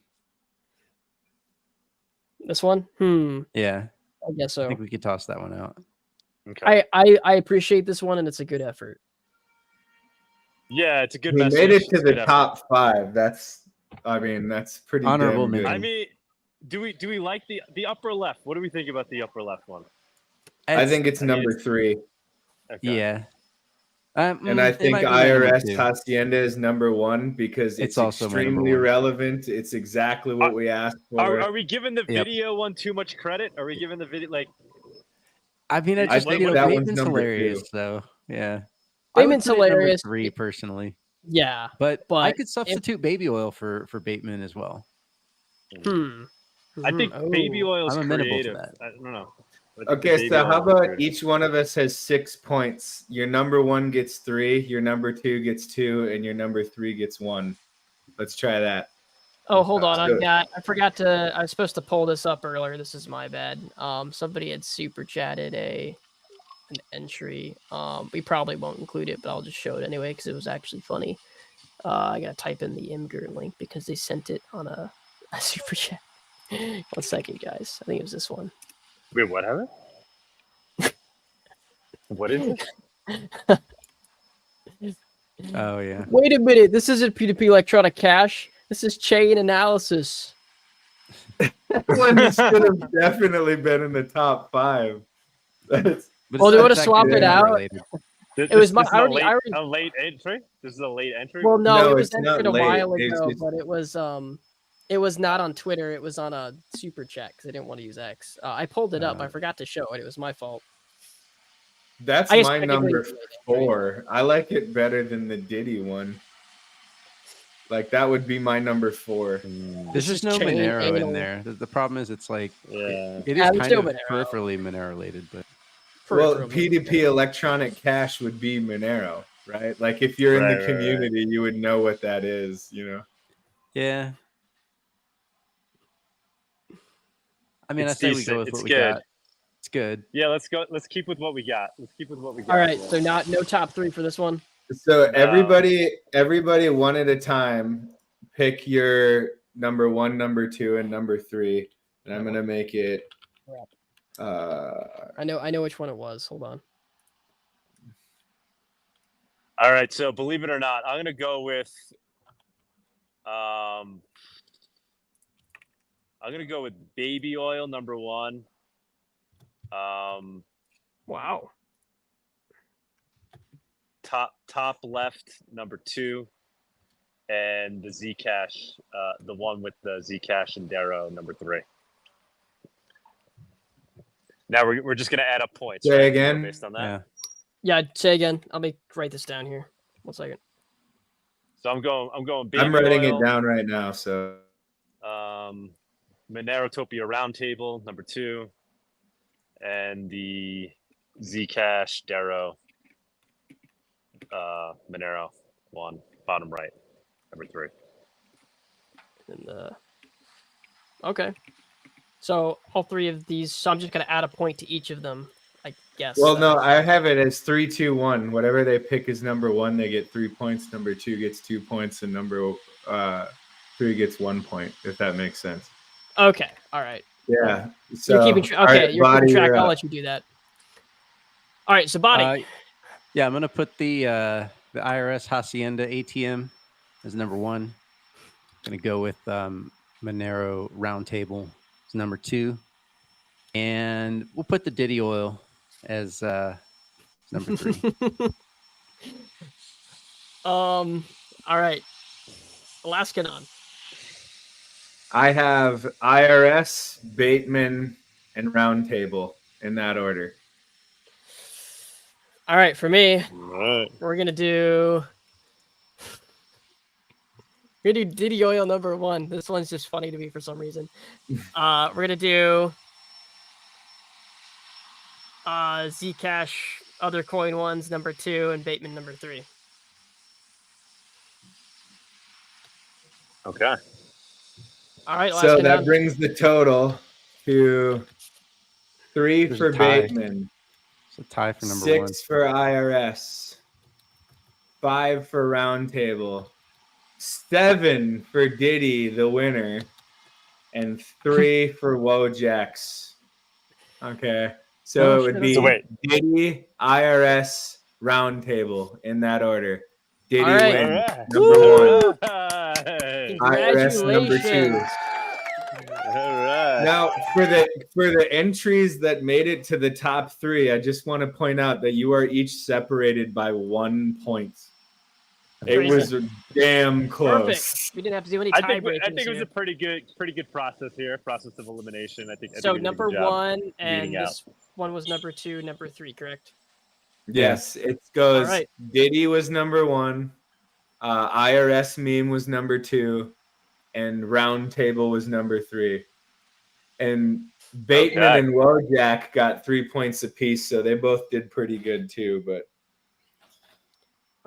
All right, so if they're listening, I would ask each of those to retweet your meme with your Monero address attached to it.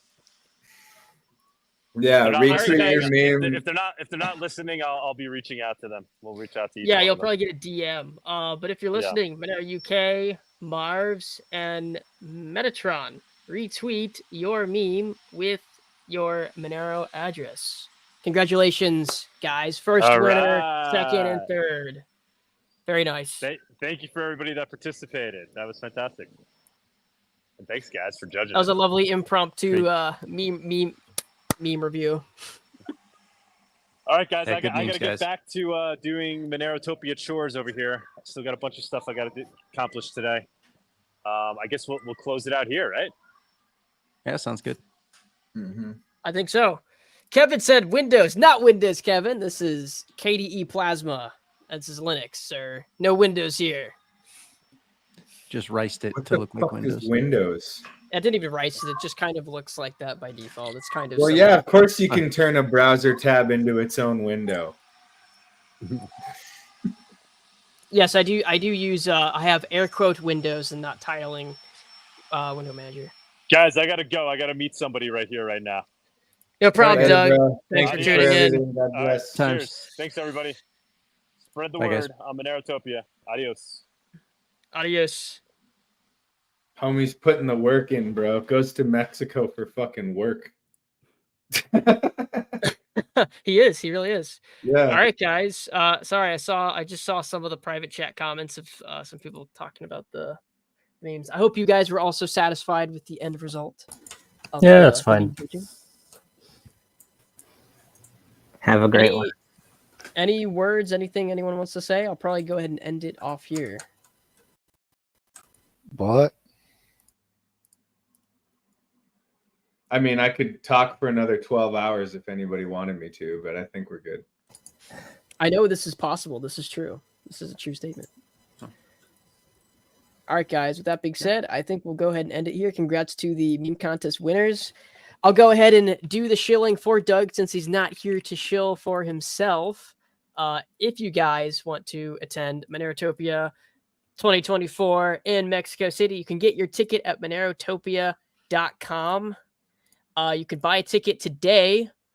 You can get the general admission ticket for just $99 or the lovely VIP ticket for $259. And there are some coupons available. I will remind you. We've got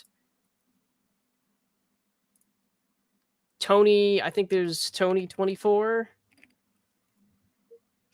Yes, we've got Tony 24, maybe Tux 24. I don't know if that's. Oh, no, maybe not. Does not exist. Maybe there's no Tux yet. Well, I'll make that happen.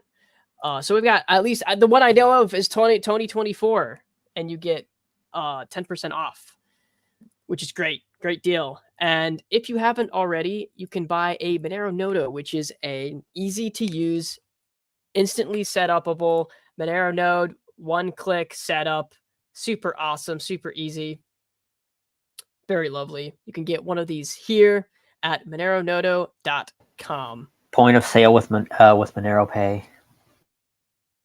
Yes, with Monero Pay, point of sale. And yeah, I think that's it, guys. Oh, and Copa Monero. There will be some Copa Monero games tomorrow, question mark. I can find the schedule here. Okay, maybe it'll take me to the YouTube. Let's see. It should be something scheduled for tomorrow. Maybe not. There it is. Yep, tomorrow, the 13th at 1 p.m. EDT, will be the semifinals where we've got, I think, Cake Wallet versus Monerotopia and Pirate Chain versus Furo. Will be awesome. Take a look at that if you're interested. Thanks, everybody. Have a good weekend, and God bless. Thanks, guys. Thank you. Later. Tux, stay on. I'll tell you about the Airbnb. No problem. Thank you for joining us on this week's Monerotopia episode. We stream live shows every Saturday at 11 a.m. Eastern. You can find and subscribe to our show on YouTube and Odyssey, or listen to the podcast on iTunes, Spotify, or Stitcher. Don't forget to follow us on Twitter or join us in the Monerotopia Telegram group. See you all next week.